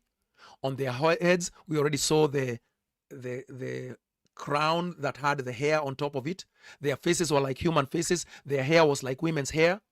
Their teeth were like lion's teeth. You saw the helmet, the way it had the, you remember, I showed you that. They had breastplate like the breastplates of iron. The noise of their wings, when they moved, their noises were like many chariots. So we can show maybe just one last picture. Roman legions on chariots. In the first. So this is what John saw in the vision. Let's see if we'll get a good picture. If we get a good picture, well and good. If we don't, well, this one might have to do. But I mean, you can always find these pictures for yourself, by the way, right? I'm sure you can. So this is the picture of the Romans on chariots, and they would have had many of them coming down to Jerusalem. So this is what now it describes here. It says the noise of their wings meaning speed, they moved very quickly, was like because remember, they are being described as locusts. They are not locusts, but their speed is in their wings. The speed of locusts is in the wings. Like even if you ever have a grasshopper or a locust, there is a noise that it makes. So the same chariots, that's the same noise that chariots make when they are going down a street in speed. So the noise of their wings was like the noise of many chariots with horses rushing into battle. They have tails and stings like scorpions. I already showed you the tails and the scorpions. And their power to hurt people for 5 months is in their tails. Because remember, Titus did not breach the city until the last month. So for the first 4 months, he just kept shooting the people with the scorpions from the wall and lobbing rocks with the battle sieges. And then he says in verse number 11, they have as their king over them the angel of the bottomless pit. His name is Abaddon, and in Greek he is called Apollyon. Now watch this. So this is the last one that I'm going to, because we're not going to go to verse 12. So now I want you to see this. What is the relationship of General Titus and Apollyon? Just a simple question. Okay. Now, and we don't want images, we want all. So this is simple Google. I'm not doing anything extra, right? Of course, okay, I do have to admit, I know what to search for because I've studied it for a while and I know what to search for. So even though I say I'm not doing anything special, but you can see that even you yourself, the moment you begin researching it, the information will just flow. Why? Because as we said at the very beginning of this study, it is given to you to know all the secrets of the kingdom of God. Nothing that is hidden that was not revealed. So you want to know what 6666? You need to be able to find it out. That one I've not even found out for sure what exactly it was, but I know it had to do with the Roman zealots inside the city of Jerusalem during the 42 months. I know 666 happened inside the 42 months, inside Jerusalem. In fact, I believe that it happened in between 66 AD and 70 AD. Because that's the period that Revelation 13 gives you. But anyway, so what is the relationship between General Titus and Apollyon? Remember, we just read that they have a king, these locusts have a king who is the angel of the bottomless pit. His name in Hebrew is Abaddon, and in Greek it is Apollyon. So now, here on Google, so this is not even deep theological stuff. The relationship between General Titus and Apollyon is one of biblical interpretation and historical allusion, rather than a direct, personal, or narrative link in historical fact or canonical religious text. Apollyon is primarily a biblical figure, the angel of the bottomless pit and the destroyer in the book of Revelation 9:11. The name comes from the Greek verb to destroy utterly, which translates to the Hebrew name Abaddon. General Titus was a real-life Roman general who later became an emperor known for military achievements. Most notably, the Roman siege and the destruction of Jerusalem and the Second Temple in 70 CE during the First Roman War.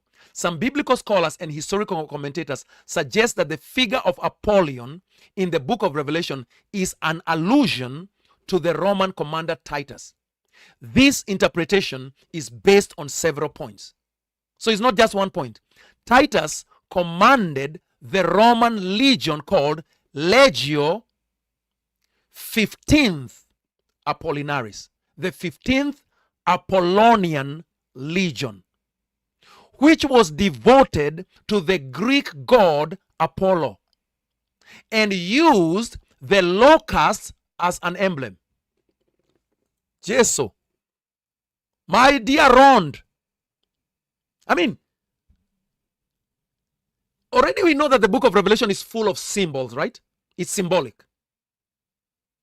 So once you find out that the general who actually literally destroyed the city of Jerusalem and the temple so that not a single stone remained on top of another,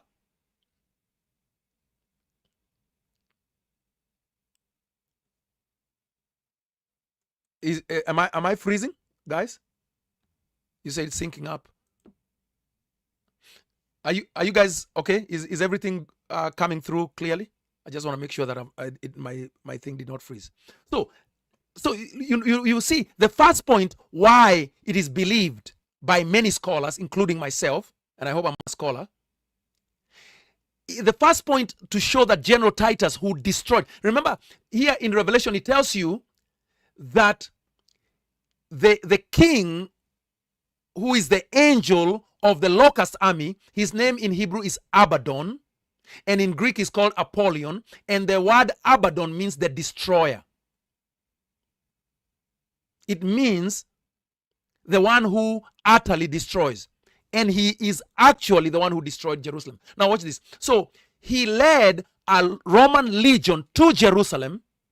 The Roman legion that destroyed the temple and the city was the 15th Apollonian region, which was dedicated to the Greek god Apollo, and they had a locust as their emblem.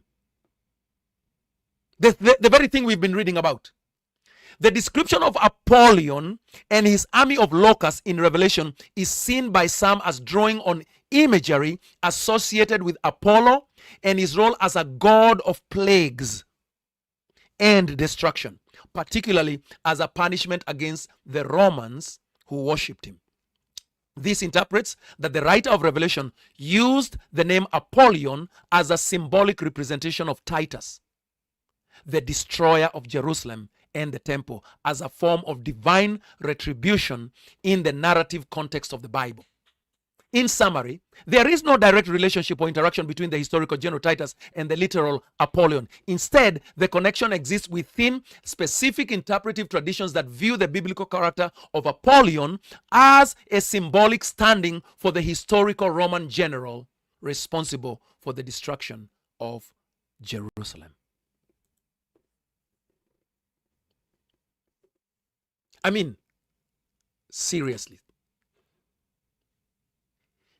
When you are supplied with this information, as I've supplied you today, the scorpions of the Romans that they used at Jerusalem, General Titus is leading the army that is actually attacking Jerusalem, has an emblem, a flag that they always carry in front of them that is locusts. That locust emblem is a worship of the Greek god Apollo. And Apollo is the Greek god who is called the destroyer. And Titus destroys Jerusalem. Titus destroys the temple. Titus destroys the old covenant system to dust. I mean, it's not rocket science to say, oh my goodness. John was given the 411. John was given the goods. John told them everything that would happen, where, who. So that, in other words, if any Christian was paying attention to the letter of the Revelation, they would have had advance notice. So can you imagine? You are living in Jerusalem in 66 AD before the war begins, and you begin to see the Roman soldiers come, and you have read Revelation. And then you remember what Jesus said in Luke chapter 21. When you see the army surrounding Jerusalem, get the heck out of Dodge. Run. Run and don't look behind. And then the Roman soldiers, after 6 days, they go away. What would you do as a Christian? You have already read Revelation. You would tell your family, let's get out. I'm sure the Christians in Jerusalem in 66 AD, they tried to convince everyone, including their enemies, you need to leave.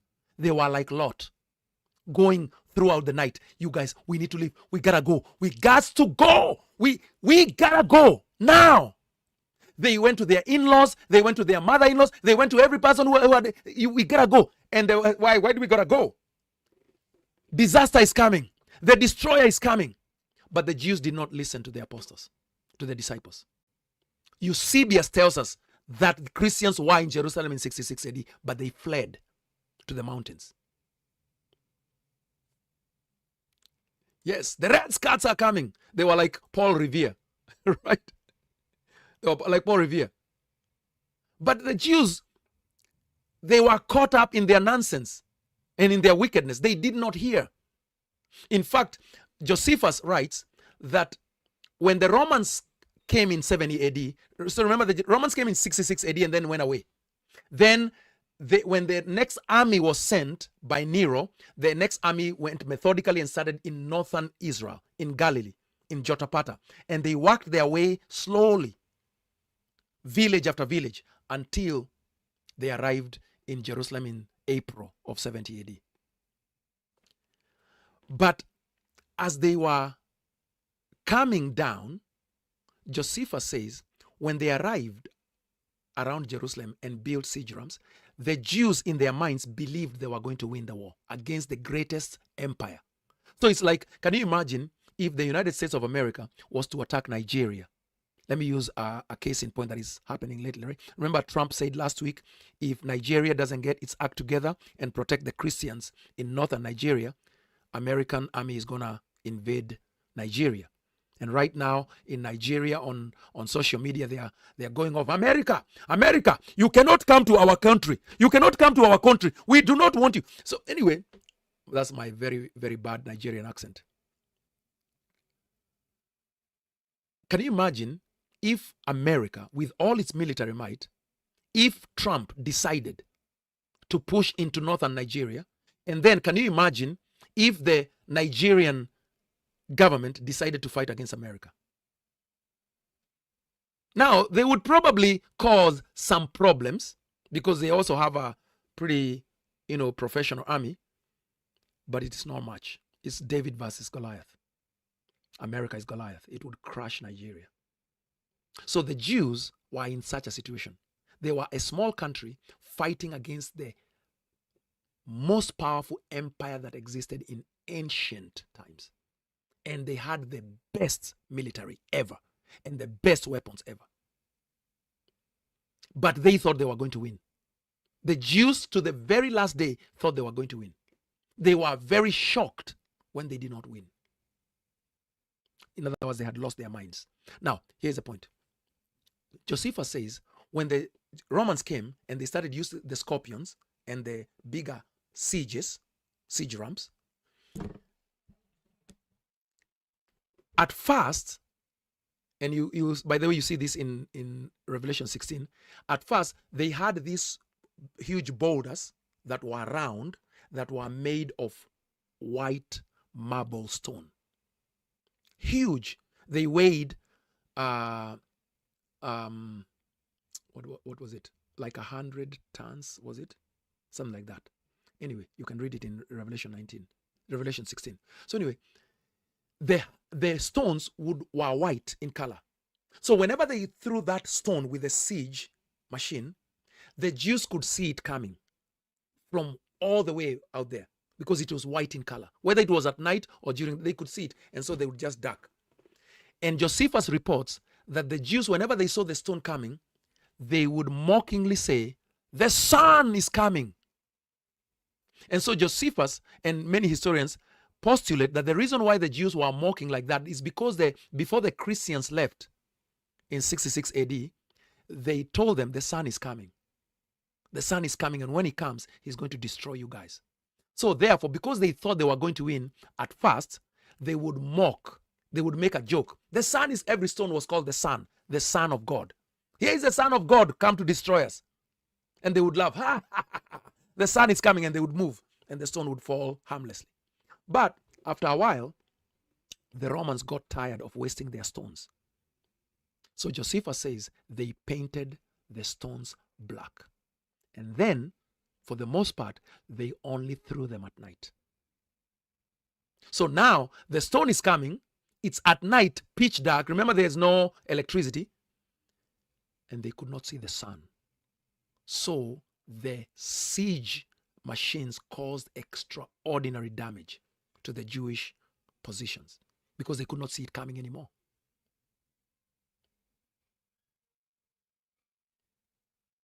So the point is that all of these things were recorded in the Bible, and they were prophesied to happen at a specific time of history, in a specific place, by Jesus, by the apostles, and now by John, and recorded by the Jews themselves and by the Romans. And now somebody is trying to tell you Revelation is about to be fulfilled in our time. Tell them, I understand that is the fantasy you have been sold, but you need to show yourself approved. You need to study. All right, now I'm done. Let me now respond. I'm just going to read your comments. I'm not going to respond. Is that okay? I'm just going to read them. Now, earlier on, required mailbox. No, Anthony Guerisi, I already read that one. Anthony Guerisi said from Australia, it is terrible that Christians support the allegory of Revelation being written in 90 AD.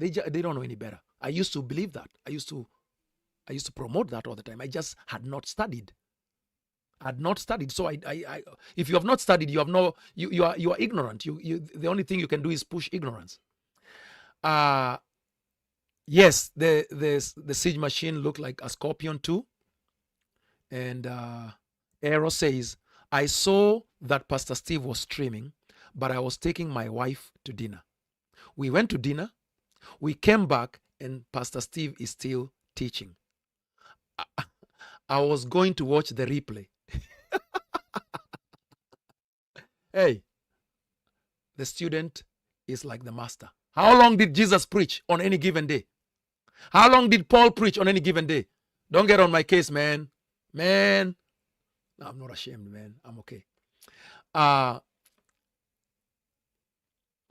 Oh, you said, are you syncing up Titus and Revelation? Yes. It sounds like Google is a preterist when you ask the right information. Yes. Google is a hyper preterist for sure. So Aaron says, so you are telling me the Locust isn't a heavy attack helicopter? No, it is not an Apache helicopter. It is not a Black Hawk helicopter. It's the Roman army in 70 AD. Aaron also says that's why those who listened to the revelation were blessed, because they could avoid the city of Jerusalem at the time of judgment. Because that's what John writes. Blessed is the one who reads and hears it being read, and the one who keeps the words written in this prophecy, for the time for the fulfillment of this was near. So whoever used to go to Jerusalem, do you know? Now listen to this. All the Christians, especially Jewish Christians, were also Jews, right? I know that's axiomatic. So what did they used to do during Passover? They used to go to Jerusalem from Corinth, from Rome. But when they read the Revelation, the year that the siege was happening, they did not go down. In fact, starting from 66 AD, the Christians stopped going to Jerusalem for 3.5 years. So that when the Romans arrived during Passover, April 14th of 70 AD, the Christians did not come that year, because they had read the book of Revelation and they had obeyed it. Yes. Very good point, Aaron. Those trying to flee were killed by the rebels, and those who escaped were slaughtered by the Romans. There was no escape. Even in some cities throughout Rome, Jews were attacked by Romans. So yes, throughout even Alexandria, Egypt, and Caesarea Philippi, throughout Rome, the Roman Empire, Jews were slaughtered in every place. And the only way that you could escape the slaughter was to say, I'm a Christian. I am not one of the Jews. Because the Romans had learned by then that there were Jews that were Christians that were enemies of the Jews in Jerusalem. So if you are a Christian and you proved you are a Christian, the Romans spared your life.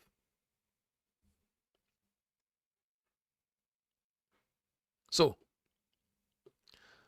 Judy Derito, I'm not even sure that you are still with us, because you are 5 hours away from me in London. You probably went to sleep about an hour ago. But if you are still here, well and good. If not, I know you will come and watch the replay.